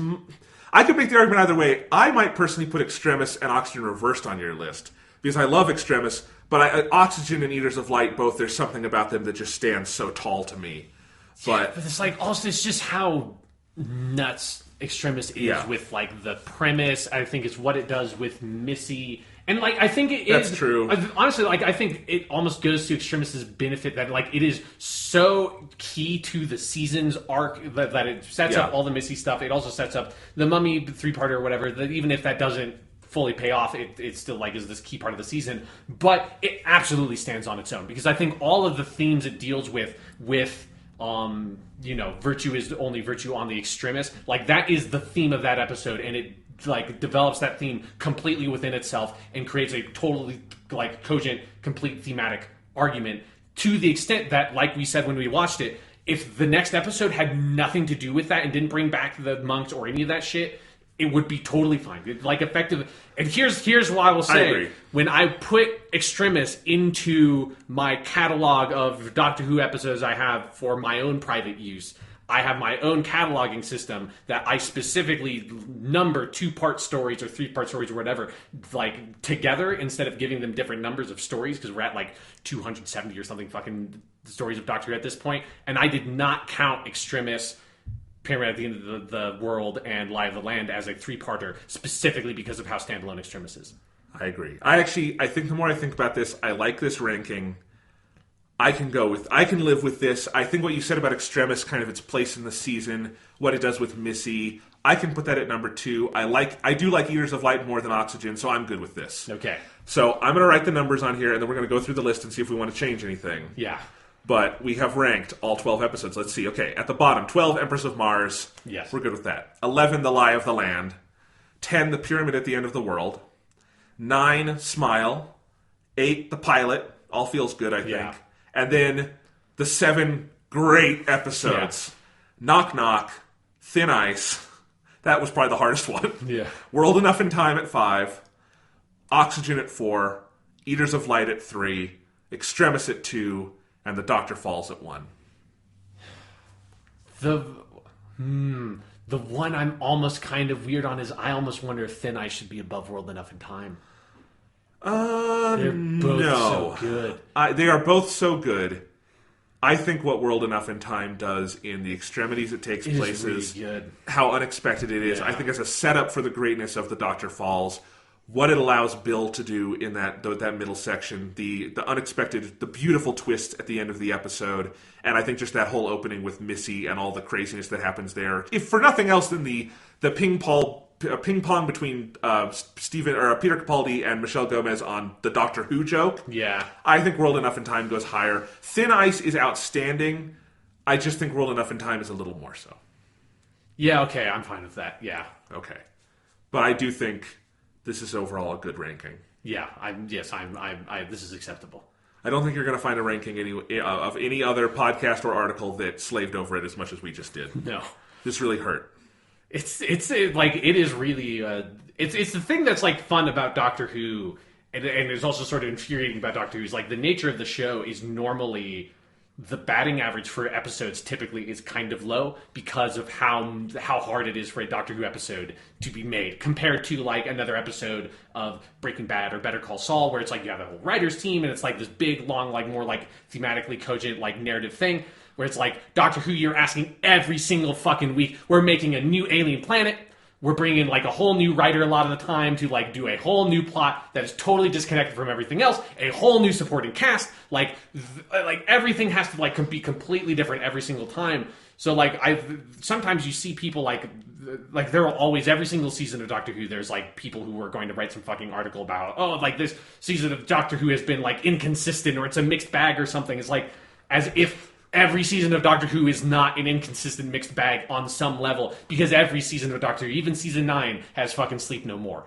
Every season of Doctor Who is going to have like those swings and misses, and to have a list of this like this that where over half of the episodes in the season are like absolute home runs is pretty fucking astounding. And honestly, again, there's only 2 I might put a notch below good. I still think like our number 10 cutoff, Pyramid at the End of the World, is a good episode of Doctor Who. Yeah, it's a solid episode of Doctor Who for sure. Smile is a very good. The pilot is a terrific premiere. Yeah. It's a premiere still, but it's it's very good. So like this was a hell of a season. Series 9 was a hell of a season, and frankly, Series 8, just on the standard batting average, was still a hell of a season. Yeah. I mean, God, if we were to do that with Series 2, like the first David Tennant year, I mean, there's The Girl in the Fireplace, and that's kind of it for the great episodes that year. What about the werewolf one, Tooth and Claw? That one's acceptable. It's okay. Remember when there's the whole joke at the beginning where Rose has a bad Scottish accent? That was funny. I like that one because David Tennant is very funny in it. Yeah. School Reunion is fun. You get Sarah Jane. Sarah Jane. There's canines in that one. Canines, that always makes it yeah. fun. There are plenty. There's a couple of okay ones that season. Yeah. But then there's the Cyberman 2-parter is pretty interminable. The finale is pretty interminable, and there's the 2-parter Satan Pit one, which is the most boring episode of Modern Who. It is like the Satan Pit 2-parter is like someone took the base under siege Doctor Who story archetype and was like, I want to make one of these stories and put down all the bullet points and then forgot to do anything else with it and just put in the bullet points of what a base under siege story is for Doctor Who without actually doing something with that premise. Yeah, I mean, Series 2 is probably the greatest testament to how good an actor David Tennant is. Yeah. Because people remember it fondly, and it's because he is just that charming and just that good that he can overcome it. And then Series 3 and 4 are much, much, much, much better. But this is... We're in a good time for Doctor Who. Yeah. All right. So I think that's probably it for Series 10. Anything else to say? It was really good. I'm sad. Yep, we hit all 12. We didn't take any break weeks or anything in here. So there's an episode for every Doctor Who episode this year, even though our Empress of Mars discussion was about 5 minutes. That's why it's at the bottom of this list, right? That's another argument. You're right. I can't believe you tried to fucking put Lie of the Land at the bottom of this. I was trying to be clever. I don't know. Yeah. Anyway, this has been so much fun. As always, Doctor Who is one of our absolute favorite things to talk about here. Yeah. It's why we do what we do. And I'm going to miss it until Christmas. Yeah, we have Christmas. But man, we're going to have at some point, we're going to have to find out who the new Doctor is. That's going to have to come out, what they're going to do with the companion stuff. Yeah. That's all information that will have to come out at some point because they're going to start shooting the fucking thing. I was glad that this episode definitively put to rest the worst of the rumors out there about what the next Doctor they were going to do with it and stuff. What is that? Okay, there was this whole rumor that they were going to have this guy, Chris Marshall, take over the Doctor, and he looks like a 40-year-old British fuckboy. Just like a frat boy who never grew up. Okay. But he's 40 now. I don't know. I've never seen him in anything. I really didn't like the look of him. And that he was going to replace Peter Capaldi in the finale and that they weren't actually going to go to Chris and all this stuff. And, it was from, the Sun Times or something, some horrible British paper, but it got traction and it was annoying me. That, I think, is pretty definitively put to rest. Yes. I do think the rumor that Phoebe Waller-Bridge might be the next Doctor has some credibility because she is, probably the age range they're looking for, which is, early to mid-30s. I do think they're probably looking for a female Doctor. Just look at that dialogue in these last 2 episodes. She's got a history of interesting creative work. Her show Fleabag is on Amazon. And she has worked with Chris Chibnall before. She's in Broadchurch Season 2. So... Okay. That is the only of the rumors that I think are credible. All the other ones, they are frequently in the rumors. They're naming people who are on other TV shows, and it's no, they're on contracts. People saying David Harewood from Supergirl, who plays the Martian Manhunter. It's yeah, but he'd have to break a contract with the WB. That's not going to happen. So Yeah. What if he regenerates into David Tennant again? What if that happens? We've already ended a Doctor Who discussion somewhere in these almost 200 episodes with you making that joke and me sighing. So okay, we can't do that one. I'm not going to end here. I do want to do a quick preview. Okay. Next week, Sean, the train continues of busy weeks because next week is Spider-Man: Homecoming. Twin Peaks comes back next Twin week. Peaks. So we will have at least those two things. Yeah. I've already got my tickets for Spider-Man. I'm so excited. The reviews are very good. Yep. So much good stuff coming. Yep. And we're barreling along towards episode 200, which I want you guys to be excited for. It's going to be good. We have plans in the barrel for that one. Yep. So yeah, Doctor Who, we are very excited to meet you again at Christmas. Yes. Here's the real thing. What if that's not the first Doctor that he meets? What if that's the 13th Doctor that he meets? Think about it.